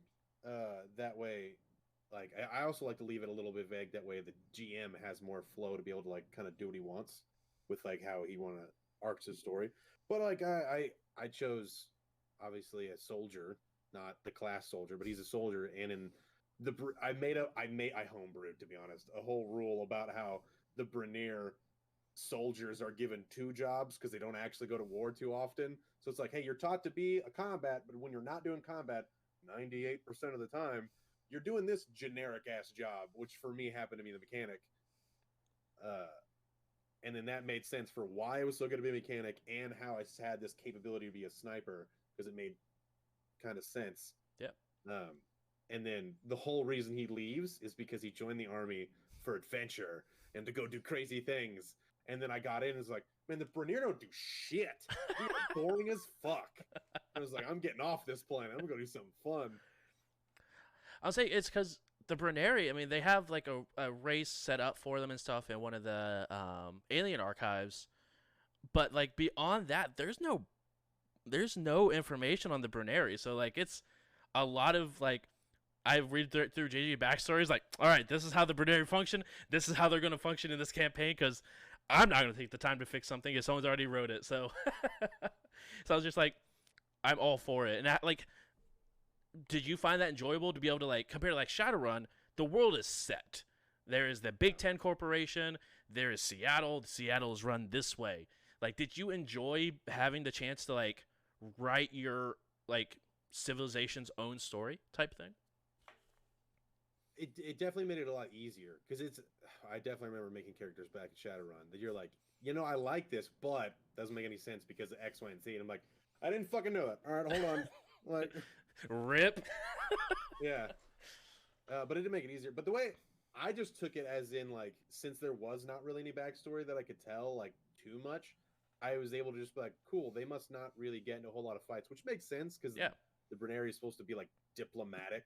Right, because I mean they're natural diplomat. Like you get a +2 for diplomacy, right? Just for being a Bruneri. Yeah, because it's like their born and raised natural trait of like, we have conflict with words, and Otto's like, fuck that. I want to see booms and explosions. Let's go. And then on the other half of that, we have Kali, who's like, your planet's already fully scripted for you. Like, it's, hey, this is a miserable planet no one wants to live on, except for us Patras, and the Vests sort of suck. Well, some of the Patras. So, yeah. I don't, like, my backstory, I knew I wanted to do an outlaw, and so when I chose that, I kind of just made that. I started in the middle of my story and kind of went forward, like, backwards and forwards. Mm-hmm. I don't know, trying to think. I don't know. Like I don't know how to like explain it all, my backstory without being like, oh, that's exactly spoiler. how it Yeah, is. I feel it. I mean, I kind of wrote mine kind of to the T, not exactly on every little thing of whatever it is, but I mean, I wrote it up to the point of how I got to Starfinder. So I didn't really leave a whole lot of room. But also, again, this was my first one, so trying to just figure out even how to write one. So no, and I mean, your backstory was pretty solid. Like, it did give me a lot of wiggle room. I mean, I made wiggle room, as you could tell from this evening. I made wiggle room when there was no wiggle room. And you can ask JJ. I like to do that a lot. It's like, hey, this is pretty set in stone. It's like, but what if it wasn't? There's technology, there's magic. What if it wasn't set in stone? But no, especially for being a first time backstory. Like, I don't think JJ for like first 3 characters gave me a backstory. Besides, like, oh yeah, they probably are Ares Corp working for military or in the army. Makes it simple. But to act, and I was expecting like very, very vague stuff, or just like, oh hey, I don't have one because I'm trying to busy learn rules. And then like 2 days later, like, here's my backstory. I hope it's okay. I was like, this is amazing. What is this? I'm not backstory shaming anyone, any viewers or chat. I'm not doing that. Like I said, like watching all my players grow from never playing a tabletop and rolling a set of dice before to making a backstory, making character arc growth is my favorite part about all of this that we get to do. Yes, JJ. I just realized I played some D&D in high school. Dang it, I'm not the first. That's fine. But it's just very interesting to watch, like, especially because when I think of like the newer people in our group, I think of you two as like the newest people to tabletop, compared to maybe Laura too, because Laura's played like as soon as we started, like we met while playing D&D. So she's also one of our newer players. But it's also very interesting to see like how the mix and mangle of new people versus people who've been on the show for a long time, or being in front of a camera in general, could also have a different effect on tabletop gaming. You could say and do things that make sense for the world, but when you put it in front of a camera, it looks real bad. But it's also just another thing. I do want to thank you guys. Like, you guys don't have to spend every Thursday for 3 hours playing role-playing games and being a nerd. But I appreciate you guys for being part of that group and hanging out and having a good time with it. And then last but not least, I guess it's a 2-part question. First part, this campaign so far has had a lot of bouncing all over from planet to planet. Oh, hey, look, we did a mission. Let's go travel to the other part of the galaxy and do this planet on X planet and then learn that place. And it's now had a very, very long, secluded, oh, hey, we're on a single planet for, I think, out of game, we were there for 3 or 4 months. How do you guys feel between the two, between jumping around from planet to planet? Do you guys prefer that? Do you guys prefer, oh, I like being on one planet, we got to learn the lore of the planet, the lore of the people, or do you like just jumping around and getting just tidbits of information from each planet? We'll go ahead and start with JJ first. I prefer a more like consistent narrative of like what we're doing. Like right now is something that JJ doesn't like understands, as because obviously I've DM'd before, so I understand like you gotta like that moment of like transition to the next hook. But that right now we're in between hooks, and I'm like, I don't really know what to do. I don't really know, because the whole time we were arguing where we're going, none of it seemed wrong. We were just kind of like, I don't fucking know what to do, man. Like, so for me, the planet to planet doesn't really matter as long as we have a reason we're going there. Like, we have a plan. So either way, I don't mind. If the plan is we stick around somewhere for a while, cool. If the plan is we got to jump planet to planet every now and then for different X, Y, and Z reasons, as long as we know. So for me, it doesn't matter. I like to know what we're doing. Same question to you, Hannah. Well, I don't think it was ever our plan to stay on that fucking ice cold planet. First off, but I mean, it became the plan after we didn't have a ship, which is cool. I kind of liked jumping from place to place. Again, it was just something that I jumped into and was normal. So staying somewhere for weeks was very long to me, and kind of got not boring, but like kind of talking about the same Vlaka and all that. I didn't really care about it after a while. So, but again, it's we're just trying to get a mission done and be done with it and try to get our ship back in order. So, kind of had to do that to get our ship back. But yeah, I don't really like not knowing where we're going and not having a plan. Kind of like JJ, but we're kind of there right now because nobody really agrees on where to go, but we got to go somewhere. So. And I love how you guys just like all agreed, like, yep, we're going to see Zerat's kids. Which, raise your hand if you were surprised that Zerat had 20 kids. For sure. I was. Good I old. like how he just casually said it too. Hey, do you mind if we And go I see got, my like- 20 kids? That'd be really cool, guys. What? What the fuck? Who has 20 kids? Okay, let's go. Have you met the Sheeran? I met one. That's also, fair. while you were gone, Hannah, Josh admitted, just like, oh, I had a plan if we were going to go see your parents. Like, that was already a thing. And he was like, zero plan to go see Zerat's anything. So he had a story for if we landed with my parents. I'm annoyed now. We should go to my parents. I have. I mean, you could have. I have a plan, like, based off of. I've played, like, we played, this is episode 26. Like, we've played quite a bit together as an 8-person group. I played with, like, a lot of these people outside of this game. Like, I have a basic understanding of, like, suggestions or ideas that are going to come up. It's like, oh, I mean, I know, like, even before we even went to the Zidarian system, you guys brought up the point of, like, hey, safe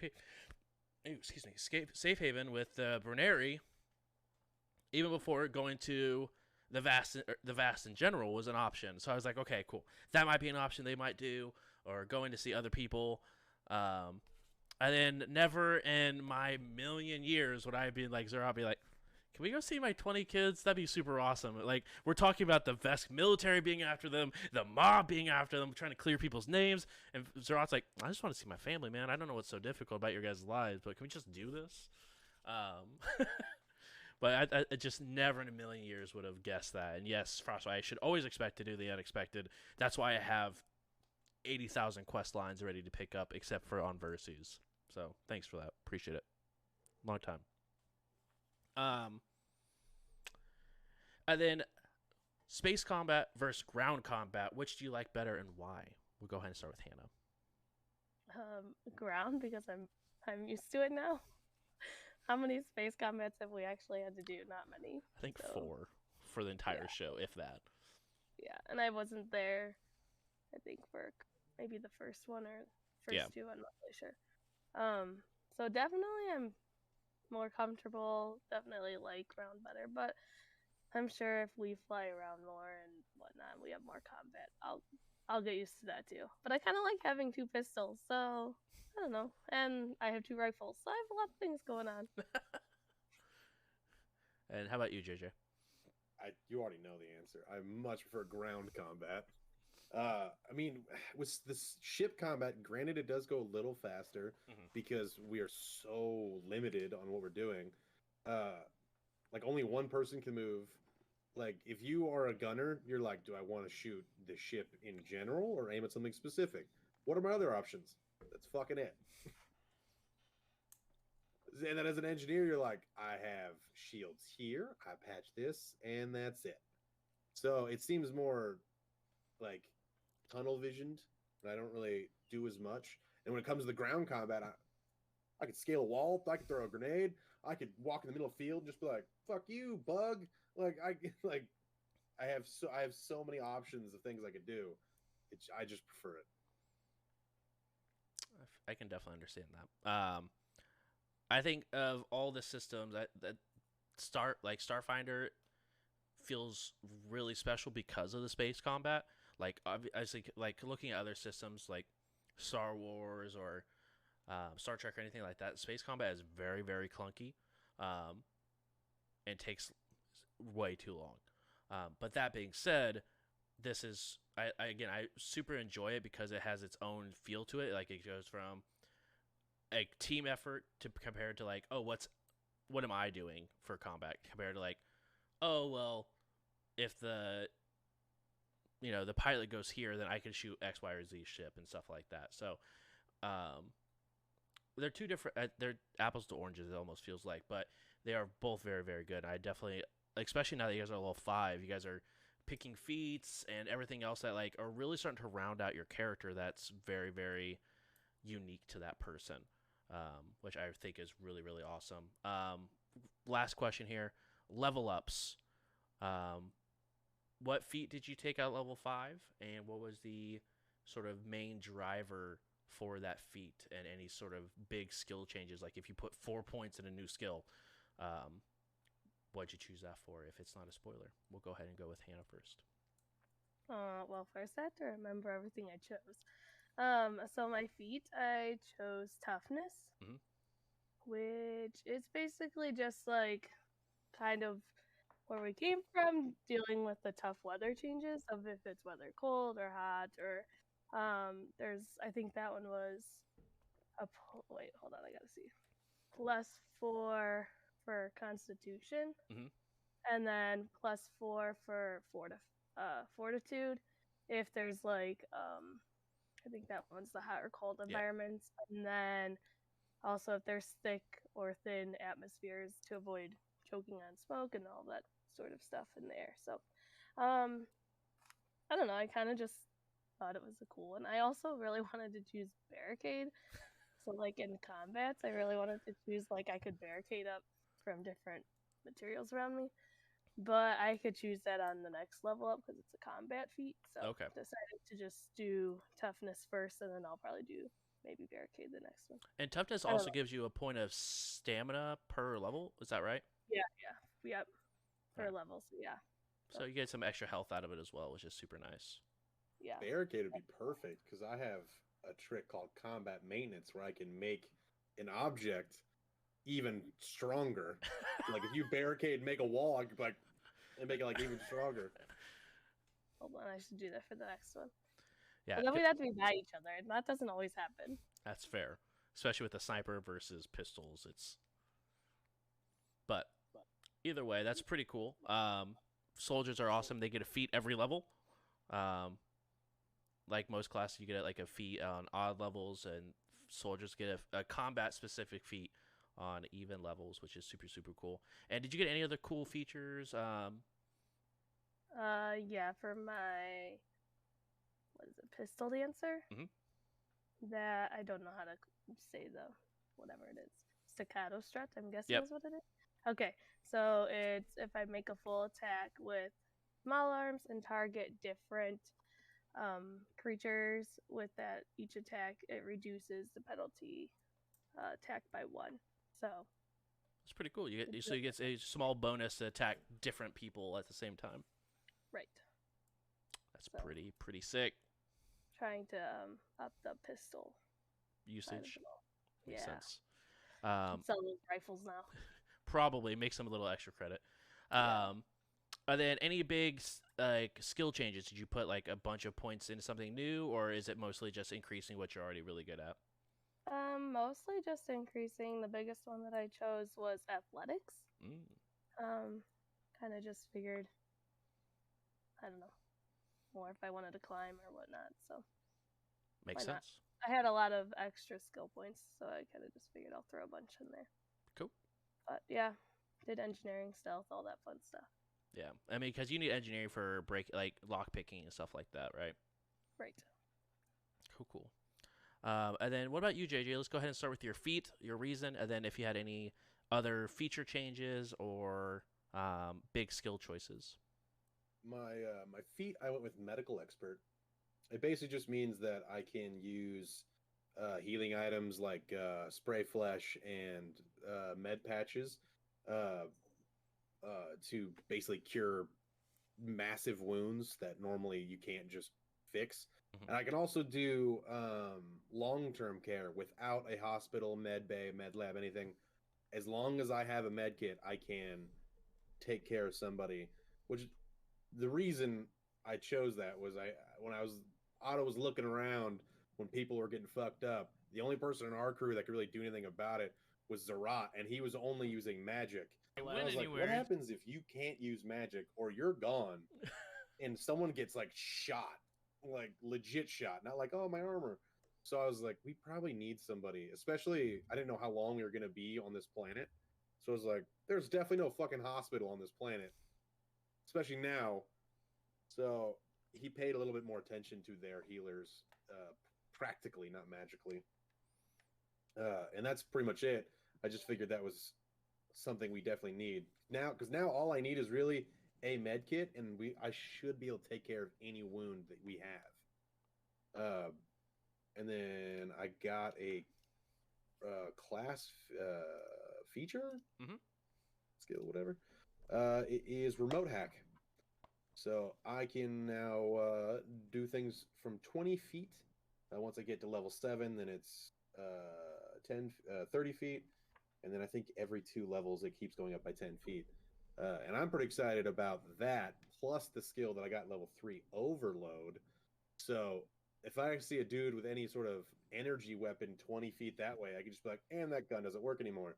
It also is super helpful for, like, you know, messing with cameras, especially since you guys are about to do a heist, I guess.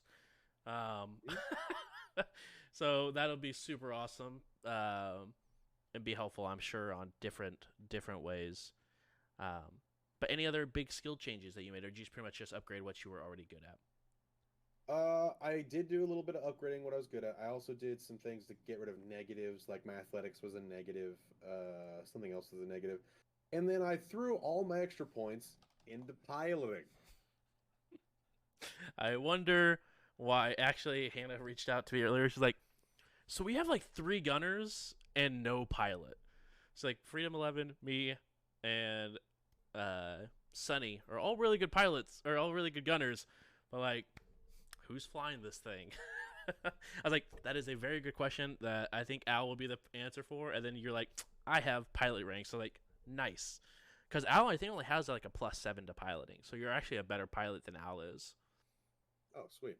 So, and then, yeah. So yeah, that's awesome.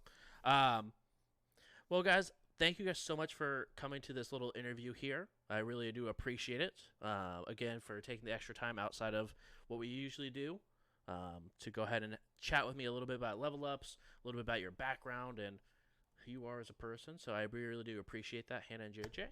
I will see you guys next week for another fantastic show. Hannah, it's good to have you back after a 3-week hiatus. It's been good to have someone else to be able to shoot things on a non-shooting episode. We really appreciate it. I missed it all last week. I was so bummed.